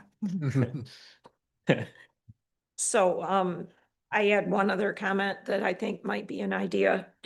And again, maybe we need to post something on our website asking for ideas about how to improve how we're doing recycling here in the township. But I'm wondering if the Acme installation would possibly agree to be expanded. I know I've been using that personally lately because it's a nice, clean paved drive. And it fits within how I run around and get things done during a week. And so it's easy for me to get in and out of. Behind Kmart. Yes, and it's well maintained. I do think they need a fence behind it because some junk is blowing into the woods, but it seems as though they're not letting any, like broken glass or anything accumulate in front of the bins. And I'm just wondering if they could accommodate another 4 bins and, you know, have that be a good regional pickup point. I mean, I agree, we should still, try and explore curbside, but it's just an idea. If we could direct people there. Now, maybe it's so clean because people don't know it's there. You have to kind of know what's going on to figure it out. I don't remember how I figured it out, but I did. So Probably for calling for Meyer. I don't know. So- Maybe. With this, though, my understanding is we we made a motion and approved a motion to relocate the recycle bins to High Prairie Park. It wasn't just, we haven't made the decision. We did make the decision. So I think it would be proper if we want to pause that we rescind that vote Yes. and put it, you know, because that's what's on the record right now, is that's where it's going. Yeah, that's a good point. We should. So do that. I will try if Kay's ready. Can I say one more thing just before we do that? Because we're probably wrapping up. I just Googled how to get curbside recycling. It says under Grand Traverse County ordinance, all private waste haulers operating in the county are legally required to provide curbside recycling and yard waste collection upon a customer's explicit request. And there's an application that residents can fill out online to get curbside recycling. I don't ever remember having to do that at our farm in Acme. We were just provided a waste bin and a recycling bin from Great Lakes, Green for Life. They Mhm. just provided 2 and it was just on our. Oh, that's No, interesting. Oh, I'm gonna call Travis today, so Okay. this is on my agenda to work on today, because this all, and I apologize if I was at a conference when you guys made this decision. I feel like we probably wouldn't have, if we would have had more discussion, I think I probably wouldn't have been in this boat today. Because we probably would have had this discussion last month, but I'll call and get more information on that, but it's good to know that piece, Jill, so I You can do have to provide it, so. throw that carrot out there and say. What does that look Yeah. like? Okay, go ahead. So I'll make a motion that the board rescinds its vote to made on June 11, 2026, to relocate the recycle bins to High Prairie Park. I'll second that motion. Okay, motion made by Aaron, seconded by Milnick. All those in favor? Those opposed?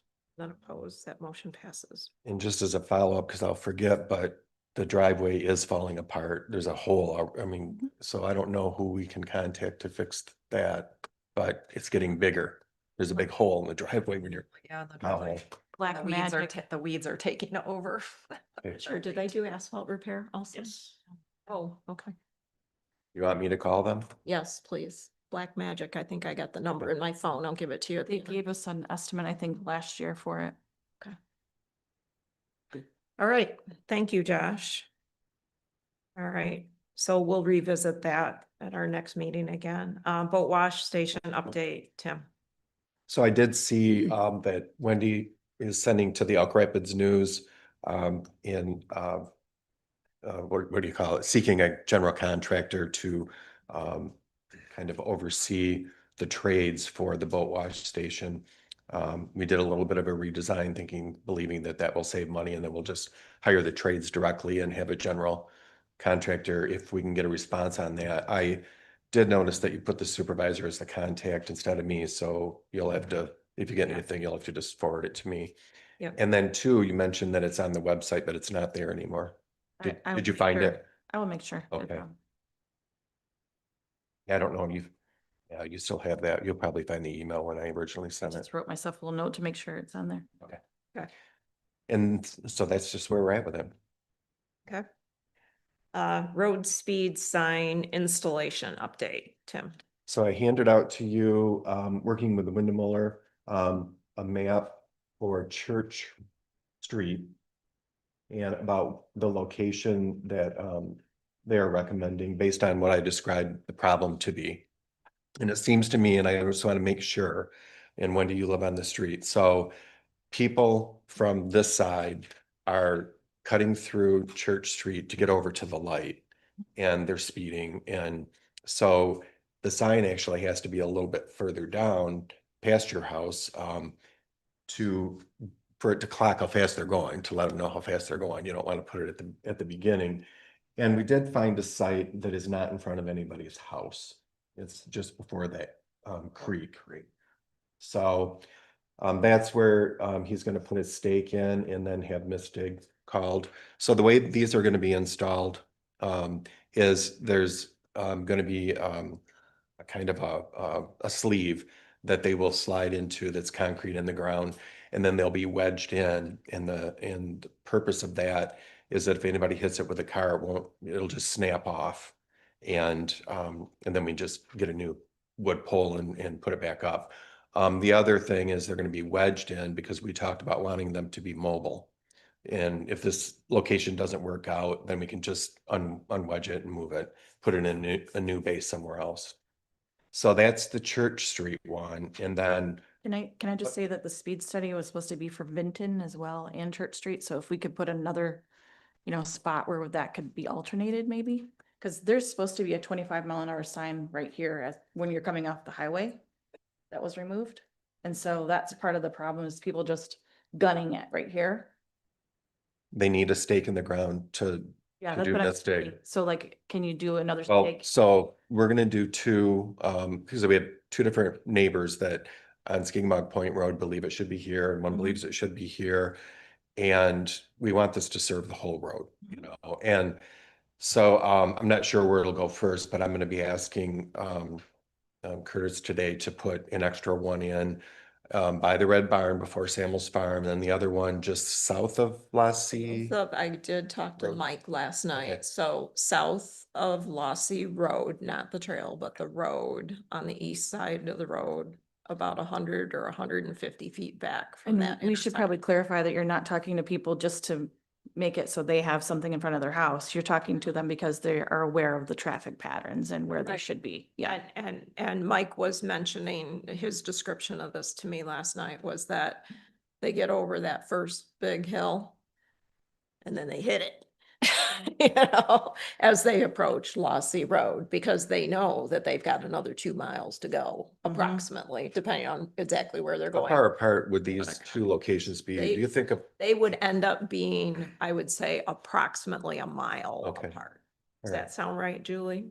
Yeah. We have 3 signs. so then what we could No, do, just because, two because- signs on Skigmog. so what we could do Then as an multiple example, posts. Yeah. and these speed signs have the ability to put messages on them. You have 2 lines of 12 characters. So you could say when Samuel's Farm is going to have an event, you could move it down to that location, and you could have, You could say. children, school event. whatever you say. Hmm. You could have that flashing so people know children in the area, whatever you want to say. And then we don't know yet which site really is going to be best. If one of the locations just simply is not going to work, whether it's here, there, whatever, all you're abandoning is some cement in the ground. So this is just the operation as a post hole digger, a real thick cardboard cone as a form, and then they just pour the cement in. But he said that he could get to this next week. So Wendy did get me a purchase order. I do have a call into him to find out what it would cost for 2 additional locations, just to put in the base. And then he said too, there's a cover that they would cost a little bit more to put a cover on the ones until you want to use it, right? That's So, important, right, so that you don't have a critter get in there leaves and whatever. or whatever, water accumulate and crack it. So I would need, then we're all set on Skigmog Point Road. And he can do the mistig on that one. Does Mike say he was gonna put a stake in the ground? No, he didn't commit to that, but I think we could maybe, I could call him and ask him to do it. that It's or fine. Tom Bartnicki might be able to help. He lives very close to there. He might be willing to put that in Okay. for you. And then, So- so I just need Vinton Road. And Where, I am a little concerned about, not trying to micromanage this, but I'm concerned about this Vinton Road, right, which way where should it be and where should it face? I know people are concerned about Vinton Road, but I think they're more concerned than just right here. I think some of them are concerned further down too. But We- it turns to 45, like about Whitney. So Okay. farther than this map. Okay. you'd want to go farther than our driveway because you're not gonna get up to speed enough by the time you hit here. You're gonna want to be past Church Street, don't you think? I mean, I don't think, you know, even if you gun it when you turn the corner, I don't know if you're gonna be 45 by the time you hit here. Well, it's 25 here. Yeah, but So I don't think people are doing 25 right here. I thought, is that posted 25? It was taken I'm down. gonna say that's past tense though. I have signs of what it used to be. You can go on Google Maps and see that it was 25. Yeah, if it's not posted, my understanding it's 55. That was yeah, that's what the road commission has right. told us. So I don't know And why they were taken down. He never did get back with us on that question. He Hmm. didn't know why. Okay, so we need a decision on that. Is that, On Benton. yeah, are you comfortable doing that, Wendy, or do we need to talk to somebody else? And I don't think this is a conflict for you at all because you live on Church Street, because if it was only for you, yes, but this involves everybody on your street, so. Understand. So just sitting here at the township hall, you can see how many people just fly past here. I'm not sure which way they're going, but they have to stop eventually, don't they? I don't think, it's partly the recycle bin, traffic coming in and out. I know that there's a lot of people that walk on this road and they haven't been doing that lately. Mhm. So that might be part of it. They're speeding. Yeah. I think the people are flying off the highway actually to try to avoid that light. So they're coming down this way and speeding and then heading back, to go around the light. Wow. They think they're saving time? Mhm. Hmm.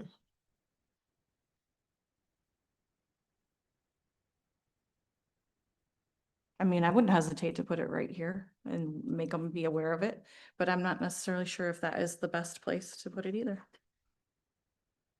Well, we can always move it. I assume it's gonna cost about $1,000 a hole, don't you think, Kind of. approximately? Not that much. Huh. 500 maybe. Oh, let me dig the hole, geez. Well, Oh, it's the whole. it's the work, it's the the misting. seed, It's the concrete, yeah. it's the mystic, it's, Yeah, the cover and the sleeve. I mean. Tentatively, you could put it right here on the township property. I mean, at least it's clear out there. Mhm.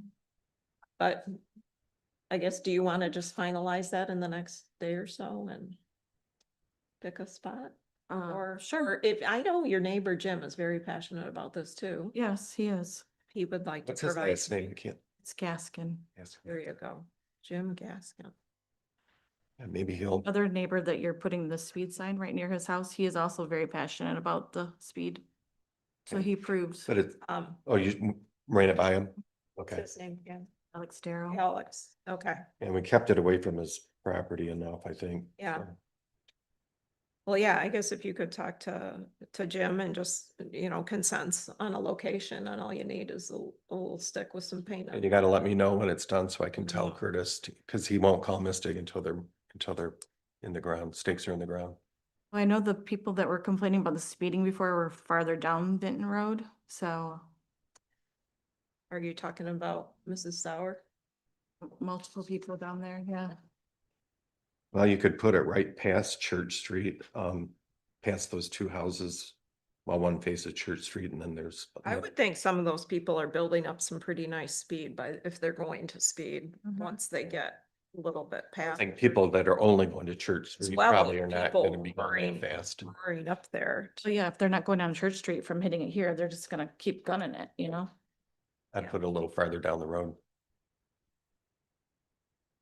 Just let me know when it's ready and I'm gonna be talking to him today and I'll have to get the purchase order from you. I think Linda gave it back to you. So I'm gonna scan it before I leave here. And we might need to amend that a little bit. Okay. That's still gonna be within your spending authority. so. Okay. All right. Okay, any other discussion on that? Okay, where are we at? 5-year recreation plan discussion. Randy. So at the last meeting, I brought up the fact that our recreation plan is not complete. It wasn't submitted.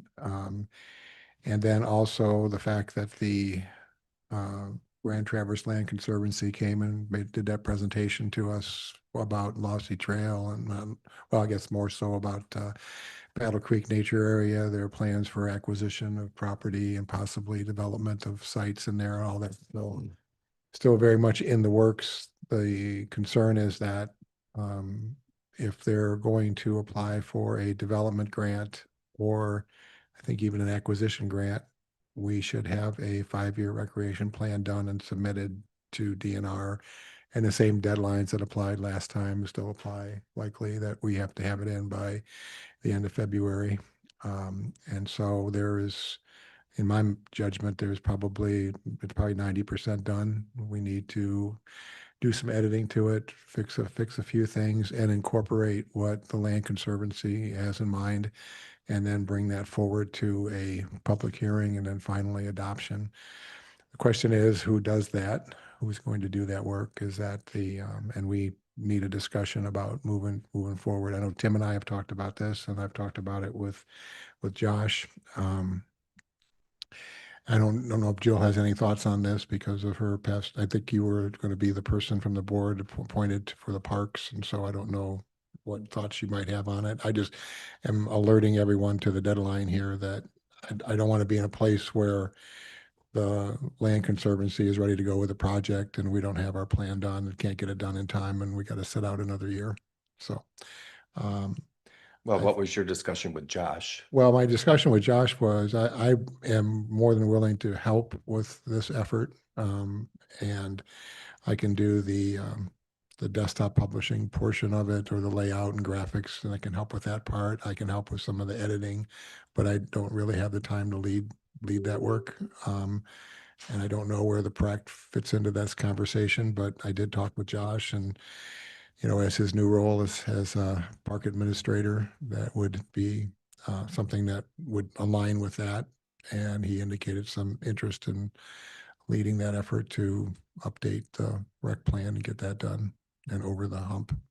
Well, so one thing that I remember, because this has been a while now, that most of you have the most familiarity with the master plan, and a lot of this came from the master plan that's in there, but when it came to not approving what was presented, it seemed to me, just because of your experience, you had the most issues with this is missing or it doesn't include this or that. And so if we can resurrect those bullet points or whatever it is to determine what should go in and where should it go and that kind of thing. And I would like the board, in accordance with our additional compensation policy, to consider approving having Randy assist with this under that policy. Well, it would be time consuming, you Right. know, but apart from that, I mean, those are some issues that were outstanding and we were crunched for time because we had the public hearing and then we had to adopt it the next day or something like that. And there wasn't really any time to put a document in front of the board that they could approve and send to Lansing. So mentioning that it's time consuming as well, I think we probably should hear from Josh because I know that as a park admin job is taking more time than anyone else thought. And so I think we probably should weigh in with him as well. Absolutely. And maybe have some kind of people from the PrAC committee, you know, weighing in as well. Is that something that you could coordinate or? I'm sorry, are you Yeah, referring yeah, to Randy yeah. or to Josh? Well, I think perhaps more Josh, I can do Yeah. but I guess, I mean, apart from the technical issues, I think there's that conversation to be had with the Land Conservancy about what they had in mind as far as potential projects that would require us to have that in our rec plan. Right. That was information that the PrAC didn't have at the time because that was sort of an evolving situation. Right. And where- the update that I got from Chris Garrock after our last meeting that, Randy, I know you got a copy of this, was just, the update is that the land acquisition that they're working on, it's still in process, so it's not acquired yet. But, you know, as I recollect, there were two main things that were gonna drive the need for a natural resources grant from them that would be substantial, would be like really seriously redoing those trails through Battle Creek Nature Area so they are substantially maintenance free, meaning not having to invest a lot of money in continuously mowing them to keep them usable. Talked about cutting in those trails. The other thing is there are many things in the original management plan of Battle Creek Nature Area that have never been done. So I know people tend to jump on, there was supposed to be a viewing platform for people to be able to view Elk Lake from the wetland area, and there was a whole bunch of stuff in there. He also gave an update regarding, because the other component of this was that we don't have money in the township to do these projects. We need the grant funding, and the Land Conservancy was gonna work on fundraising for an endowment for this property specifically. And they've done this on other properties. And his note just said, they recently went live on their website with fundraising for the endowment, but this is just very recent. And the team will do their usual process of working with donors. They had some intelligence about that there were people that wanted to contribute to an endowment for this property. Let me see, so people can specifically donate to the Battle Creek Nature Area cause if desired. There hasn't been much progress yet, but they're just getting started. So we may need this in the spring timeframe. I think it's better to work on it sooner rather than later. But I think especially when we go through, I think we all need to take a close look at the project prioritization in that master plan, because similar to the regular master plan, it's, you're expected to adhere to that. So we would need, but I think it's important to note that this is a lot of funding needed, and the township, that is one of the criteria when you do a project. It would need to be clearly stated that this needs to be done with substantial, predominantly grant funding because of the cost. And I think there's always been some concern from the community about, yeah, it's a cool natural resource, but it's not, it doesn't have a lot of traffic on it, a lot of foot traffic on it. And why is that? Part of it's because of all those things were never implemented. Kind of hard to go through there if the grass is I 3 guess my specific question was asking, like, does there need to be a committee? Do we need to recruit certain people that each have different skills in order to finish this recreation plan? Who's gonna head that up, that kind of thing? And, just moving it forward at this point. So like people that have the history, people that have the grant writing experience, that kind of thing. People that like you that know what needs to be in it. Well, the grant writing thing, I think we can rely on the Land Conservancy if that's they've done For many this of these. specific Right, grant. for this particular, right. Yes, right. they will do that. But I mean, woven into that recreation plan, the required, verbiage. Well, couldn't we send it to them and have them tell us where it should go and what it should say? Well, we should. We need conversations with them, Yeah. and we need to have it blended into the document we right. currently have. And it's not any fault of anything that was done before. It's just simply that it was evolving at the time. At least to me, it was, at least in publicly. And What is So- a time frame that this needs to be? Well, we need to submit it by February 28th. Okay, so, okay. It's the same deadline as last time. It hasn't changed for Another year. 30 The years. usual deadline, but you gotta back up and have your public hearing and enough time for the board to Right. approve. So then have the public hearing, you have the, edits made, then the documents in front of the board, it's approved and Right. sent on. Then there's a little bit of time to get that submitted because they do it electronically these days where you just submit your resolutions and everything electronically to DNR. But I would generally say that wouldn't a reasonable time frame be that you would want to have a new draft within 3 months from now? I mean, that would put you to September. October-ish. Yeah, October. it's. I mean, Exci- I don't want one of these, we don't want another fire drill. Hail Mary pass deals going on in the month of January, February. That gets really very uncomfortable, and people get uncomfortable making decisions under pressure like that. well, we did put Tom on PrAC too, but I don't know about PrAC, if anybody on PrAC would even be interested in assisting anymore. We have not had a discussion about what is going to happen with PrAC. Mhm.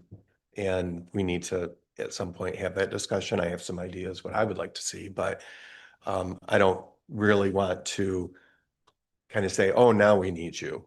I mean, I think that door closed for now, so I don't know. I think we need to just, unless Joe wants to reach out and ask if one of them wants to assist, I don't know, but I wouldn't expect a yes. I think it would be appropriate and worth asking.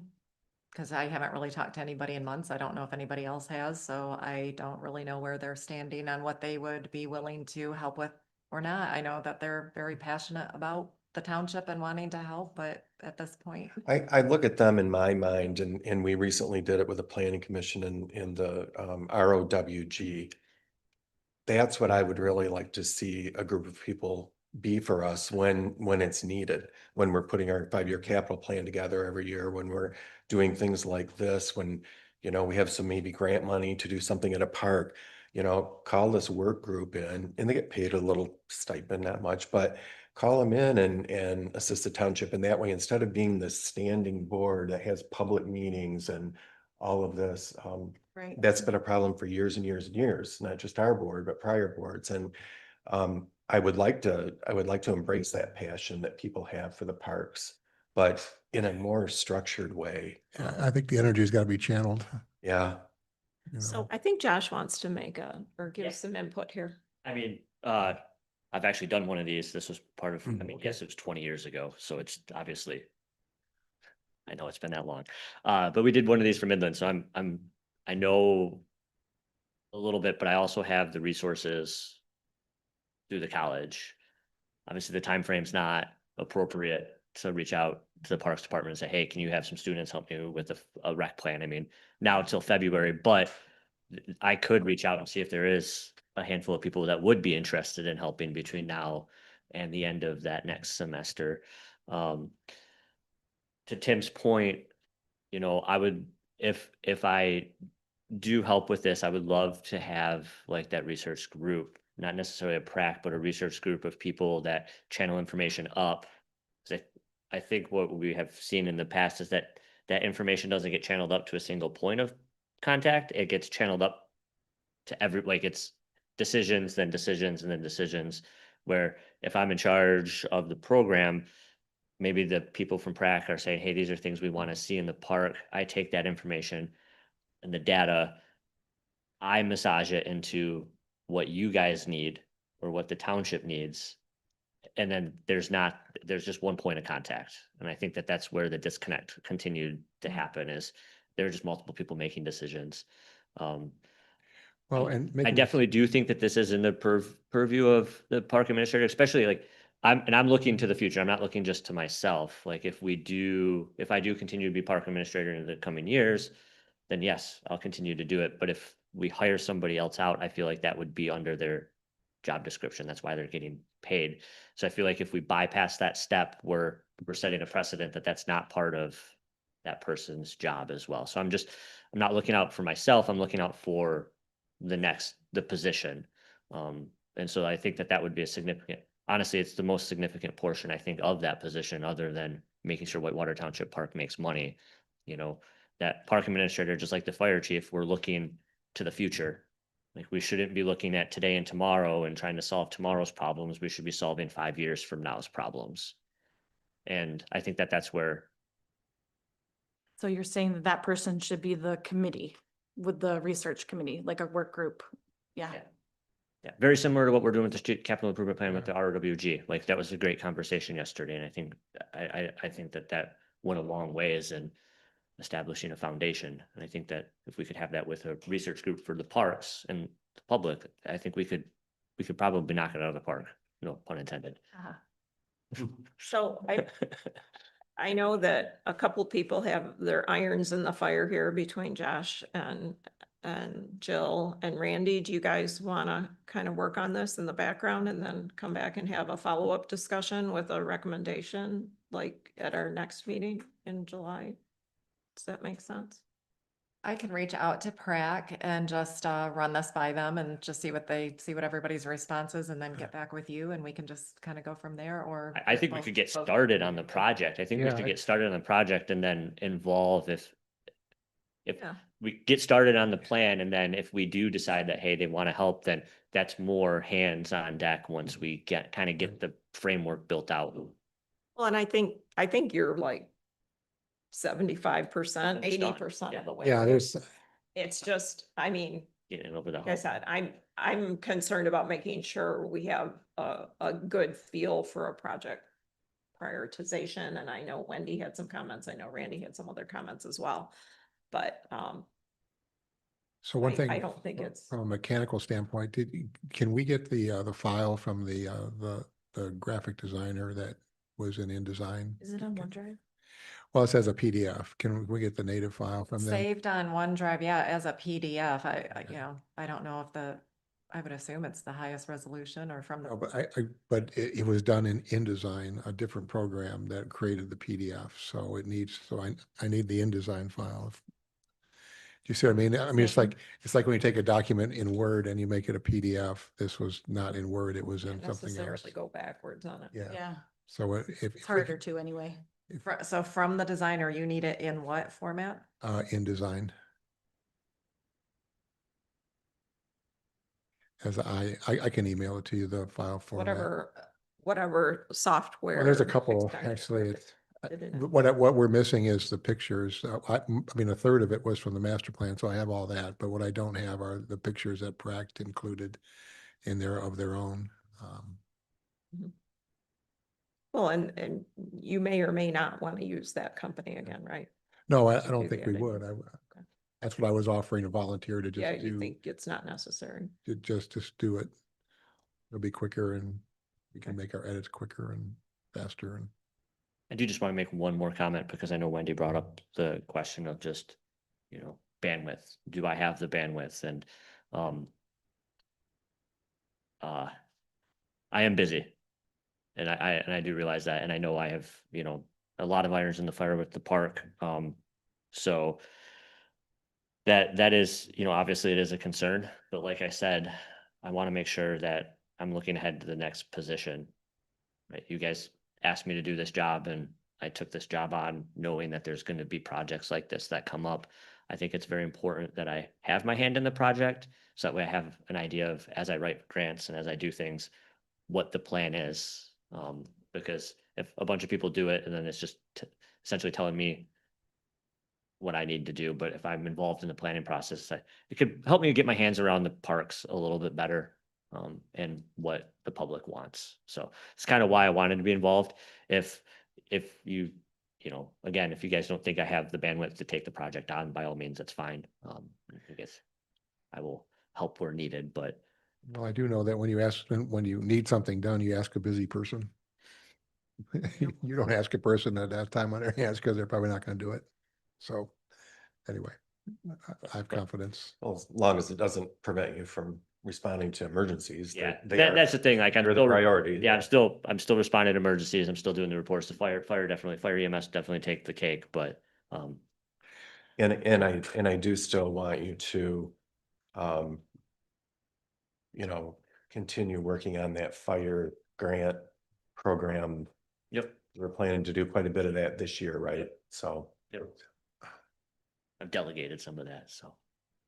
So would you want us to bring back a motion or something at a future meeting? So we have. Yeah, I mean, maybe we'll be appointing a subgroup for a short period of time to work on this. That would be good. We That would be good. kind of Something firm like up that. some of these details and have it back for a future meeting.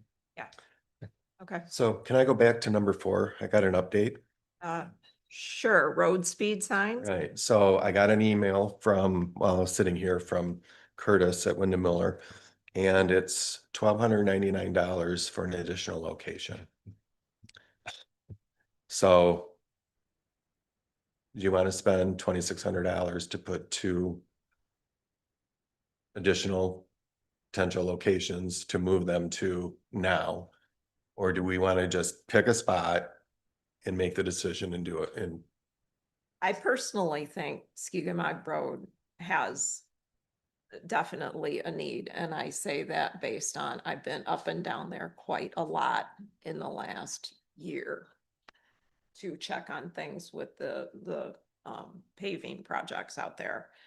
And so I do think, and I also think that road is substantially dangerous with the hills. It is dangerous. And we can maybe hold off on Vinton. And one thought I had, Josh originally offered to go up to these things and you can download information, get graphs and reports and all of that. How fast were people really going? And we'd like to get those reports from time to time. And Two, he was talking about helping move them. And they are gonna be a mobile thing that you just slide into another slot, but perhaps, seeing how they do this, install them. I don't know, maybe why we couldn't use a post hole digger and do the same thing they did. We'd see how they did it and whatever, but. So that's maybe an option in the future, but should we just go with the 3 right now? I think, Wendy, you live in the neighborhood. I think that's acceptable. I mean, that's a lot of money to put a post in. I think once we see the data, maybe that will change things too. Do you think that's the right location right now? Yeah. Okay, so it's gonna be facing east, right before they go over Mhm. the little river there, the Mill Creek, or is it Williamsburg Creek? It's Williamsburg Creek. Mhm. Okay, so he sent me the agreement. I'm printing it right now. And then, Linda, you can sign that, after the meeting.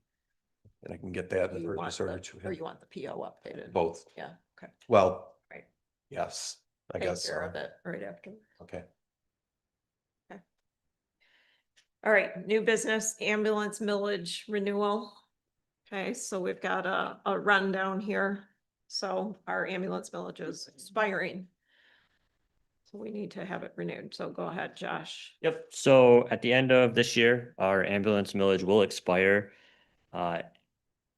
Historically, our voters have been approving 1.5 mils, subject to Headley rollbacks. So I think it was like 1.35 something this year.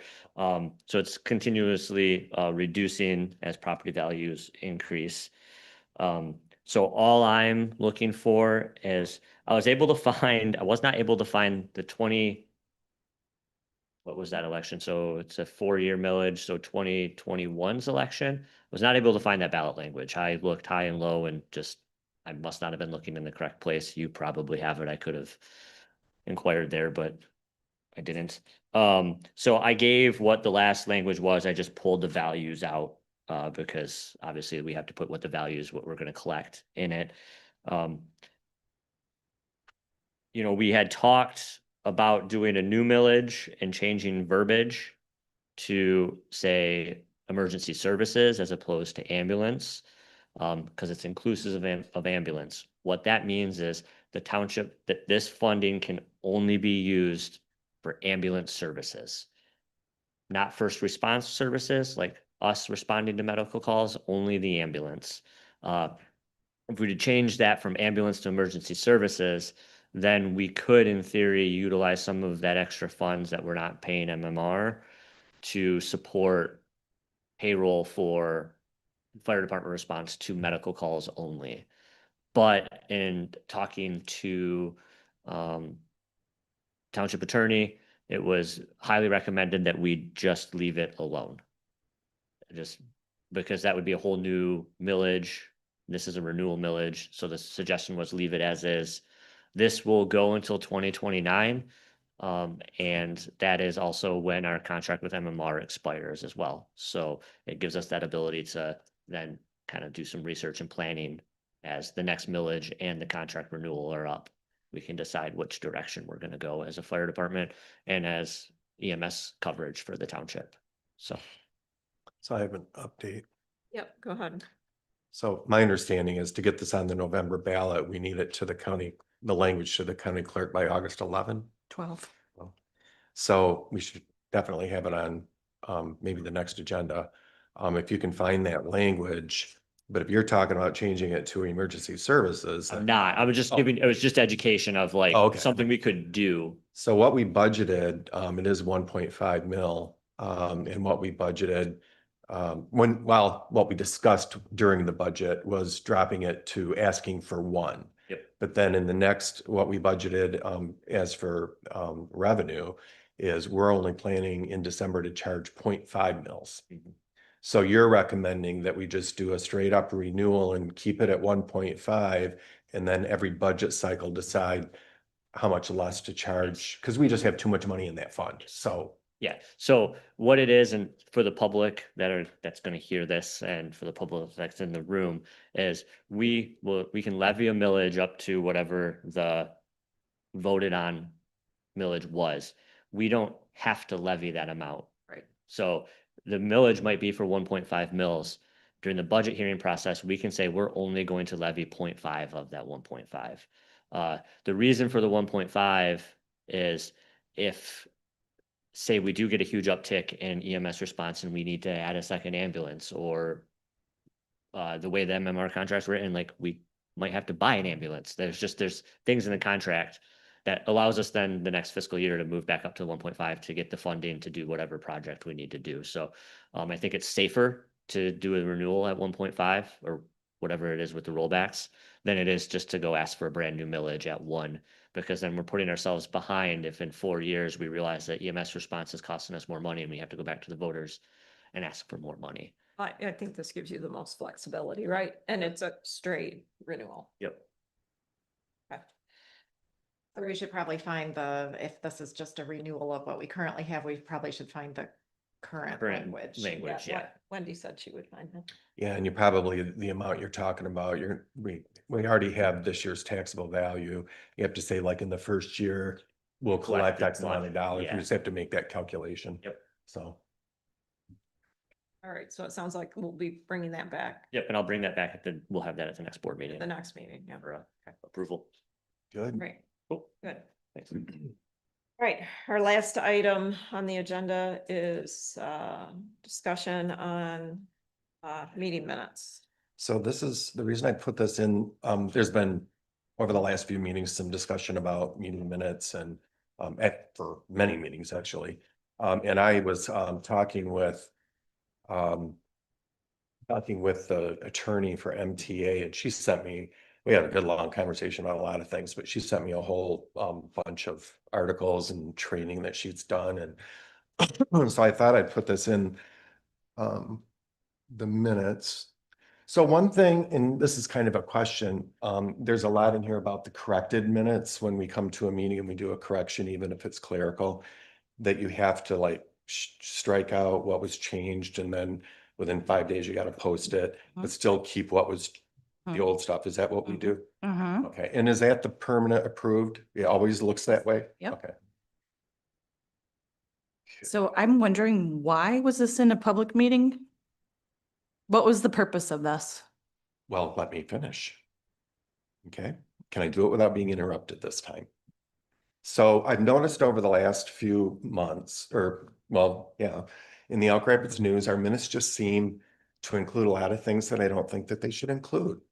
It's, it's not just, the minutes should be just, what are the actions that the board has taken? But I asked at the last meeting, excuse me, are we summarizing public comment? And you said we are, but that's not what I'm finding. It doesn't seem summarized to me.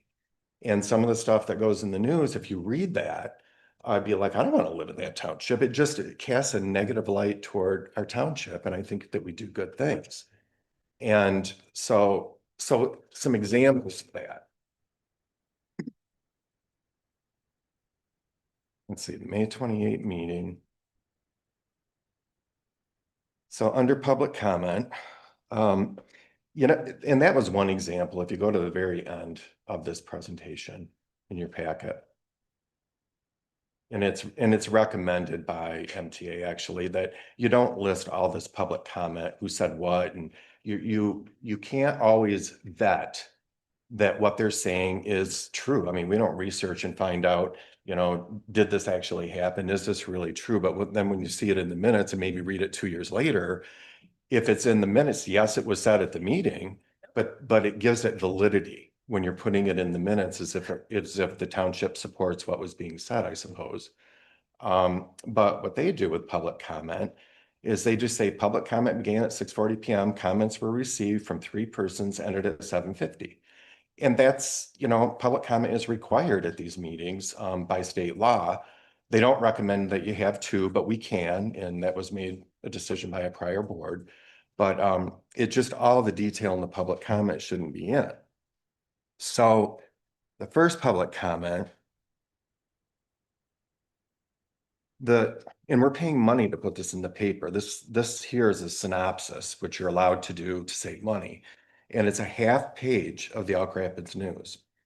And it says a resident requested that the township use the full title Administrative Policy and Procedure Manual when referring to township policies. Why would we put that in a synopsis? That's, yeah, it's a public comment, but I don't know why that would even belong in the minutes. They referenced a prior perceived rude comment made by a board member and requested apology. Now, that's probably going to be at every meeting that former trustee is at. She and I have a years-long history disagreement about something. And I don't think that that's board business. I think that's a personal issue that she and I have that should be dealt with outside of these public meetings, but I can't control whether she keeps bringing it up or not. So I don't think that needed to be in there.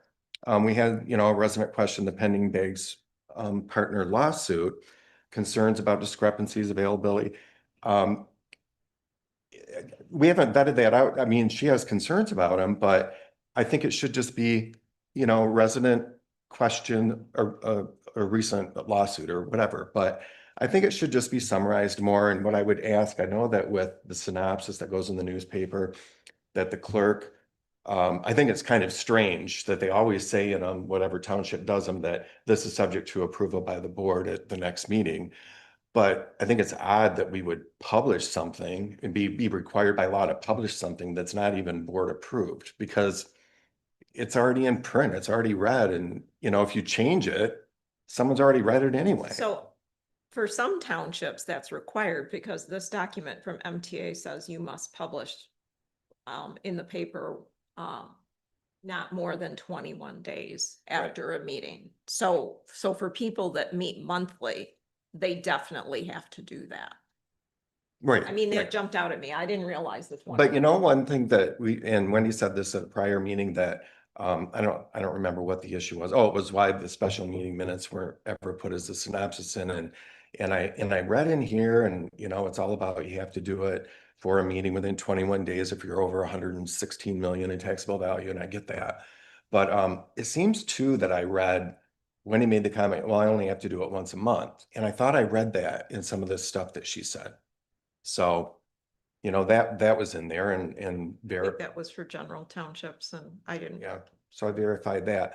But another thing, like in the May 28 minutes, let's see.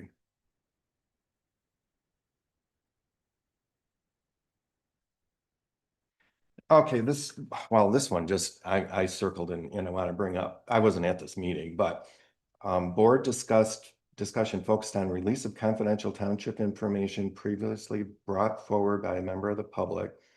Discussion included proper FOIA procedures and ethics policy compliance pertaining to the board members, and it was outlined expectations regarding professional conduct, confidentiality, and compliance.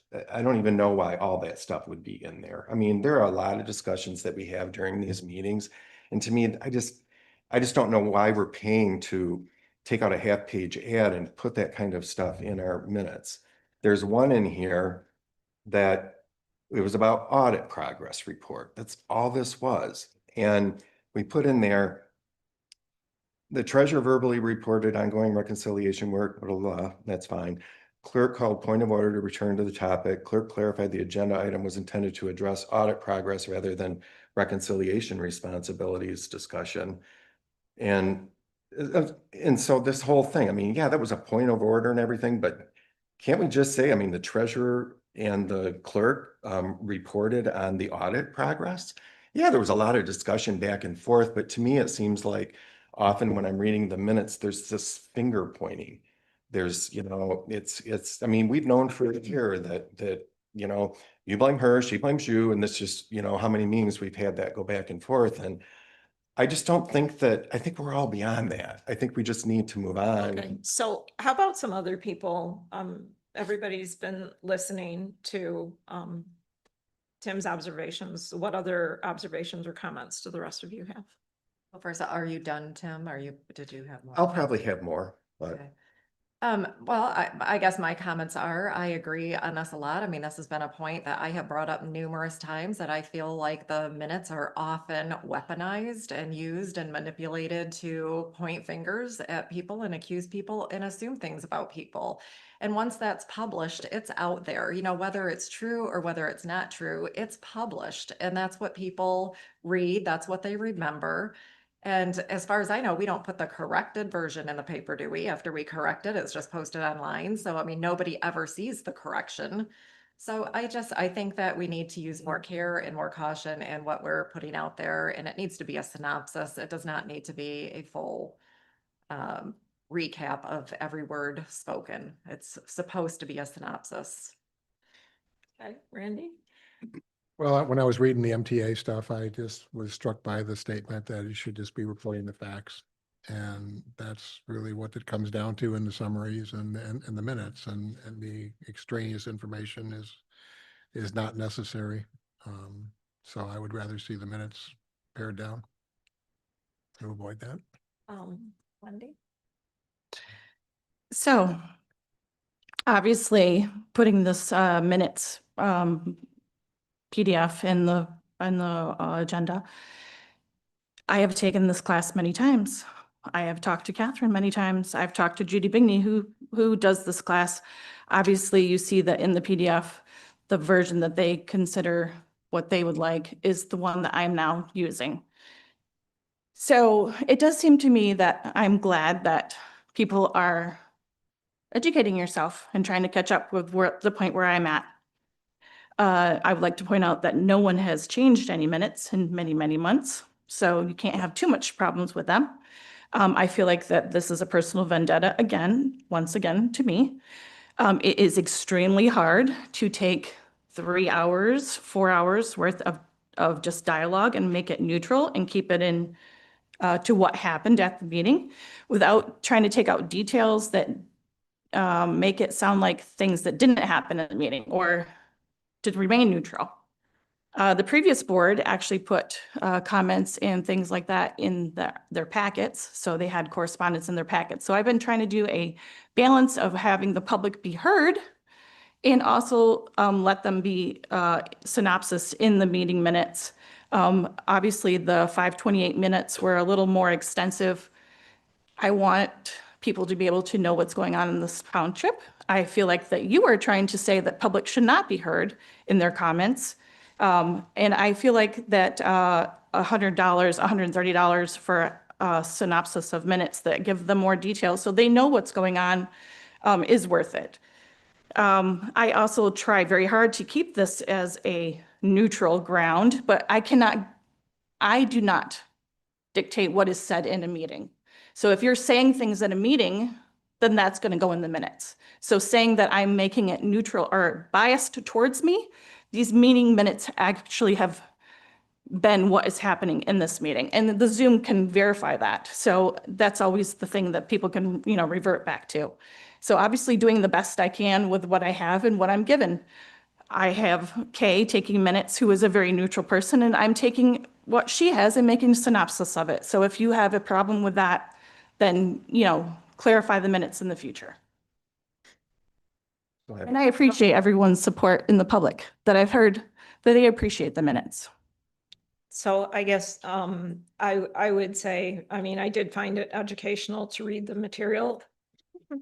I do find it interesting, and I know it is extra work that we have 2 meetings a month and to have to do the synopsis and I know hitting those deadlines on and on. It did occur to me when we do meet twice a month, we have the option of printing a synopsis or the entire minutes. Now, our current minutes are pretty lengthy, so that would be extremely expensive. I did find it interesting, the examples that they had on a synopsis were extremely brief. It was less than a full page here. I do agree that as I read this, it does say recording of the actions is what is required. You know, we often have a lot of detail that is still available in the packets, which we maintain those records. I know years ago, those packets were not maintained. They do not have to be maintained.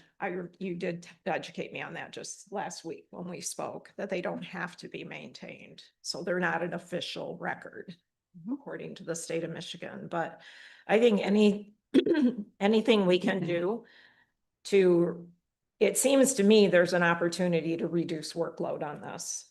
And I understand you have to take the 3-hour meeting and boil it down. That in itself is work, but it just seems to me that it is a big investment in time, and we have to remember these are the legal records. You know, I personally would appreciate them being reduced in length to the relevant points. And Wendy is correct that we have the opportunity to start interacting more on minutes going forward, if we want to invest the time in that to try and get to a point where everybody's more satisfied with it. That's all I got. Tim? Well, Well, I just had one other thing that we maybe don't take advantage of is when it does come back to approve the minutes, any board member can propose a change to the minutes, and from reading this is like a Q&A thing they have in here. You can't change any actions taken by the board. That is the action taken by the board. But as an example, if you don't think that some of this other verbiage should be in our official minutes, leading up to maybe a decision or a motion, a board member could propose that be removed or be stricken. And then it would be the majority of the board's decision about whether to make the change. Now, one thing I remember from the past, and I did ask Catherine about this, but is there was a dispute about something being read into the minutes. And I think at the time it was done, we didn't realize it was like the whole thing was going to be in there. And then learned later that to do that, you got to have the board has to vote on that being in there. But at the time when we were talking about approving the minutes, it was stated like sometimes I would send some changes and I'd say, did the changes I sent get done? And you'd be like, I'll take it under advisement. And then made the comment that the minutes, whatever the minutes end up being, is what I want them to be as the clerk, and the attorney general will support me on that. I remember that meeting when you said that. Presented to the board as such. And Catherine said that that is not true. That it's as approved by the board. So You're talking about before the meeting and you said, did all your changes get made? And I said, as I wanted them to be made, as I felt they should be into that and presented to the board, and then you voted on it. That's what I said. no, I'm talking about the attorney general comment that whatever you put in the minutes, the way they are, You're twisting my words. well, we'd have to go back and look at the meeting, Well, but let's do so that's just, you know, another point that I wanted to make is it's this board's decision, and also the synopsis, and, you know, a little bit would ask the supervisor, you have to approve that synopsis before it goes to the Elk Rapids News. And I would like you to be a little more diligent in looking to see the content of that, and maybe the stuff that, you know, question some of the stuff that maybe shouldn't be in it, that casts a negative light on this township. And the, you know, we have inner workings with each other. I mean, there's 5 people that all have different ideas and ideals, you know, and you don't always agree on things, but I don't think we have to air the dirty laundry all the time in the newspaper. That's kind of the point of why I wanted to bring this forward. All right, other comments, final comments? The other problem with that, I truly believe in preserving accurate records and hearing the public, and I want to hear the good, the bad, the ugly, and I think that should be preserved. I don't think that that should be the first thing that is published that is unedited and unapproved by the board. That should be a synopsis, and the synopsis is almost like just kind of a recap of our agenda with a few more details. I mean, that's really all a synopsis is. That's what gets published. Then we have time, and I find it very interesting that we can publish we can publish all the dirty laundry, so to speak, almost immediately, but then we can't get a copy that we can review and edit until 8 days before our meeting. And so then it just seems like we're always rushing to make those reviews. By then, Wendy wants to know why we're not like commenting all the time on the meeting minutes, even when there's mistakes. It's because the damage is already done. You know, it's already been published, so. It's not true Yes. because it's the Monday is the deadline. So let's say it correctly. So the Monday is the deadline that I have to give it to the Elk Rapids News. It's published for that Thursday. That's usually the day of the meeting. So that's how quick the timeline is. And for 2 meetings a month, that's what I'm constantly doing. I'm either doing minutes, payroll, or all at the same time. So 2 meetings a month is giving me an extreme amount of work. And I've already said this multiple times. And I don't think the public likes the pace that we're moving. And I do believe that the newspaper is the only way that they get their information. And I will continue to give them their information through the newspaper. Even if it's inaccurate and unverified. All it needs to be approved by the supervisor. It's not okay. just her. It's, yeah. Okay. Randy? It would seem that the job would be easier if you're going to leave out the extraneous information and you just report the facts and what happened. And that's a basic requirement. So I don't understand the need to go on into extensive or long detail in the paper when it costs us money. It costs us money to do it. It costs us money to publish it. So that's where I'm at. Any more comments, Wendy? Nope. So, I guess I have a couple somewhat questions and comments is, first of all, listening to all of you, it occurs to me, should we take our meeting minutes off our consent agenda to make sure that we talk about it monthly? That's a question I have. The other thing is this issue about publishing. Again, it says we have to publish within 21 days. Now, Wendy has to be on her guard about cancellation of a meeting, because if a meeting gets canceled, then she could be non-compliant, which would be a problem. But with the timing, and I know this because I get these emails from Wendy, you know, usually it comes out mid to later in the day on Monday, and she has to get it into the paper and, you know, trying to do her job. And then I have to get in there and go grab it on a day that I don't normally work on Mondays. And so, I just wonder if there's a way to keep it to the bare necessity for the original preliminary newspaper publishing. It seems like there's an opportunity to just do that it's only got the actions. And I look at these templates and I think it could be done very quickly and it would be non-controversial at that point. And then you have the permanent record that can be reviewed at the next regular meeting. I'm throwing that out as something to think about as far as a suggestion. That's the point I was trying to make, is exactly what you just said. I think you know, maybe that's a way to strike a balance, is to make sure the synopsis is similar to what's in here. It's very short and it should be less difficult to do, and not be under the gun for that and relieve some pressure. And then you have the full minutes, which need to be available for the board to review and comment on. The shorter the meeting, the easier it is. Okay, so my question is should we separate, is there value in separating the minutes from the consent calendar versus having to pull them for review? I've seen that done on other, it think might even be in there. It was in here, Yeah, and yes. I think that's fine. I mean, there's usually somebody is always probably gonna have some, but to Wendy's point, so she has 8 business days before she has to give us, the public, a draft minutes, which ends up being, in this case, I think it was Tuesday, wasn't it? And here Yesterday. Yesterday. It's last. So month. that is kind of that is a problem, and they're probably, you know, they are always several pages, you know, of small print.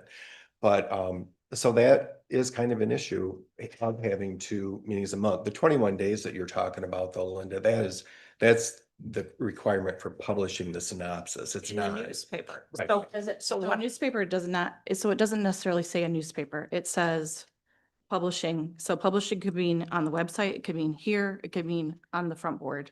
and there's also a way where you can post it all over town, Right. which nobody wants to do that. Right.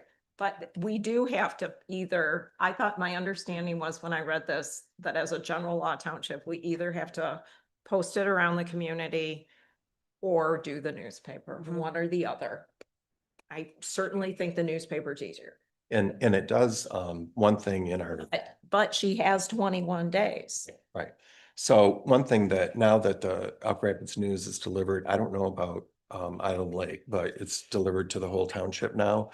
Should we consider changing our policy that says the Record Eagle is our newspaper of record? Could we change that now to Elk Rapids News? It just says a newspaper that's in daily delivery. So this is, But our policy says Elk Rap or yeah, Traverse City For Record Eagle. notices or, yes.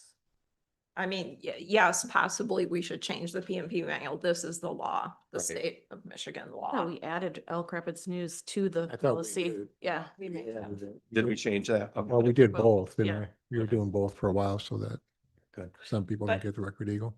Staying on the topic, this document does say the board, as has been stated by Wendy, we approve the minutes. You know, at this point, I recommend we separate them from consent so that they don't get lost in the shuffle would be what I would say. I would agree. I support that. Right, so I'm gonna make, is that consensus? Does anybody have a concern with doing that?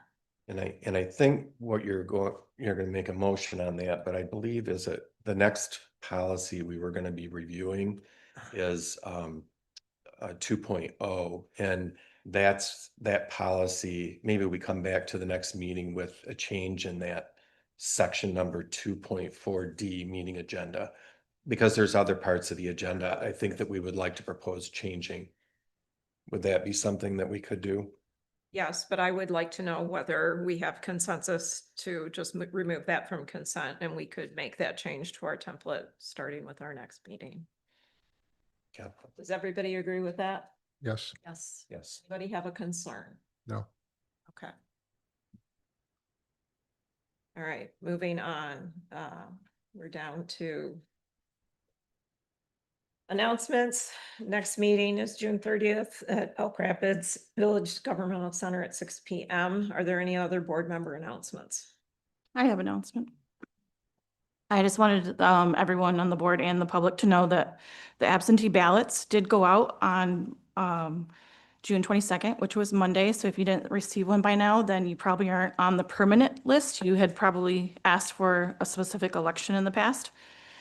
So in order to get a ballot for this election, you would have to either come to in person and ask for an application, or you can go on the state's website, the MVIC, as in Michigan Voter Information Center.sos.state.mi.us. And you can actually do an application that's electronic and it will be sent to me.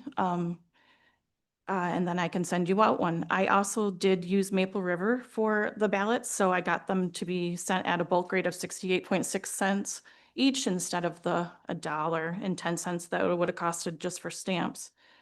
There's training actually going on right now in Acme for election workers, so I am still asking if anyone wants to be an election worker, they can contact me. And that's all I had.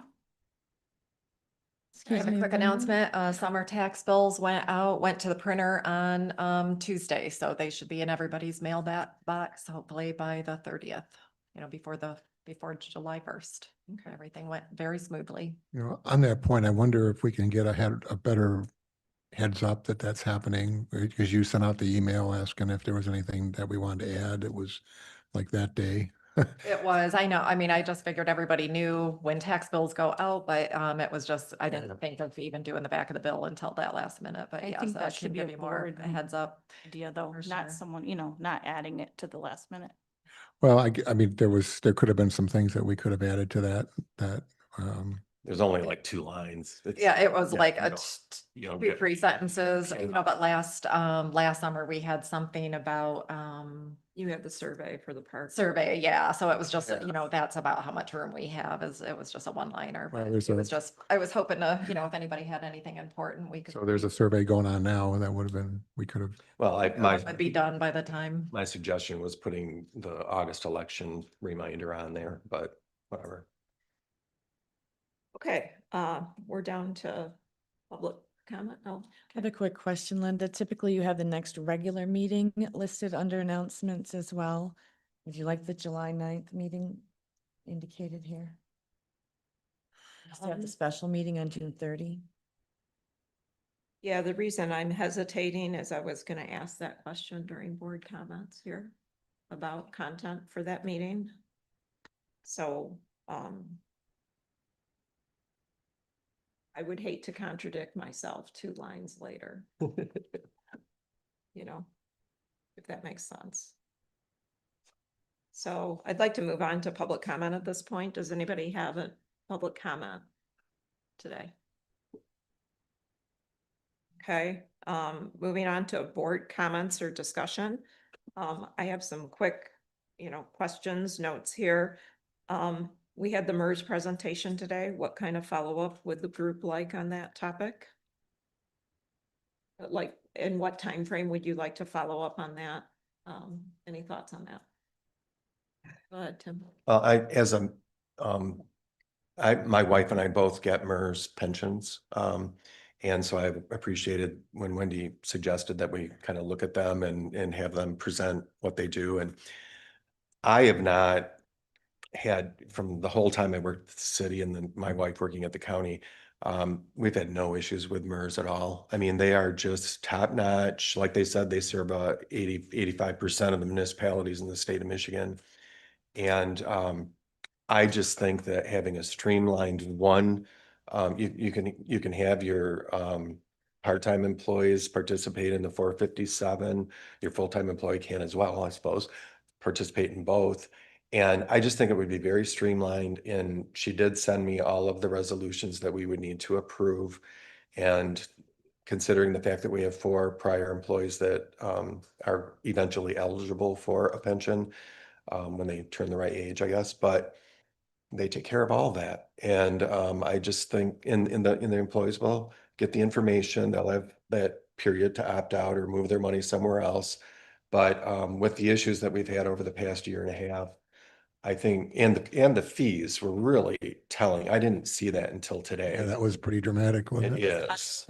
I would like her to send that to us if you could get Okay. those extra slides because they weren't in. Yeah, that was alarming, Keep in mind, she also said it's a 60 to 90-day process. right? So But I It would needs to be be on. interested in putting it on our next, at the end of July meeting, for the board to, consider approving these resolutions and do it. I mean, I think it makes sense for this township, way beyond us. So I think you mentioned we have 4 former employees that are still on the plan and we would need one's to, in Voya, 3 in John Hancock. and I would think that we would need to at least notify them. MERS does that. Yeah, I know MERS would do it. And she talked about we could elect to let people stay with the old plan or they Oh. can always roll it over Right. if they want to. But I think it would be Trying to get their, disrespectful not to tell. Well, but the this- problem with that, if you remember what she said, if we keep that plan available to them, we remain the fiduciary. I understand. And that. so that's kind of an issue for the township to be the fiduciary for that. Did we? That's why I think it's important that we let them know, right away that this is being discussed in case they need to ask questions. Yeah. I mean, I would not. they would have an opportunity to do that though with MERS. So they don't really have a say in what we're doing going forward, but they still would have an opportunity, to ask their own questions and. Right, and I know John Hancock would work with them, MERS would Right. work with them. Right. But especially if we plan not to continue to support the existing plan, Mhm. I just think the sooner the better to notify them. I think, So you want them to have a chance to give us feedback about before we make the decision. yeah, I don't want them to be surprised because you're messing with people's money. me, that's a big deal. Big deal. Usually. Well, why don't People's we meet- attention. We've already had a chance to cash it out though, too. You know, they, can, yeah. right. But Do- they know it's there. So do you know who the four are though, when No. their addresses and stuff? Do you want me to work with MERS on a letter we could send out from us? I don't think that MERS can do that yet, since we have not adopted. No, but they can do one saying we're considering this or whatever. They might have a form letter like can that. just- well, I Or do you can- want, unless you want to just draft something. Yeah, that would Alright. be a deputy. I'll just job. want to put more on your plate, It's a but deputy job. Okay, all right. So just a question, can I get the contact information for her? I just have some questions about my specific situation. I don't want to. The lady that presented, yeah. we'll do that. I'm updating and shutting down right now, so. Okay, all right. The other thing is I wanted to follow up on when should we next put on the agenda, the land division discussion. So we had some initial information a month ago, then we had Randy's information. I mean, my sense is this should be on every month agenda because we cannot let this run up to the deadline. Exactly. So we didn't make any decisions and we No, I would just listened to you. suggest next month. I'm not sure this is the first of the month meeting, but Yeah. it's gonna take- the end of the month. it's going to take some discussion to get consensus and where Yep, where the inflection points are in the changes. right, okay. July 9th meeting, do we have enough content for that to be worthwhile? That's what question. Yes. Okay, you have your Yeah. planning commission. I expect that to happen at the meeting on July 1st. This is one of these bundles, and we're gonna need to read a lot of material, right? There's a lot there. Make sure everybody understands that. Okay, And that's enough time between your meeting and, Yeah, so we're gonna have some material prepared ahead of time and it's presuming the planning commission acts in a certain way, and then we'll be able to get it in the packet the next day. Because your deadline's usually Thursday, right? it is at noon. So how many motions are we looking at?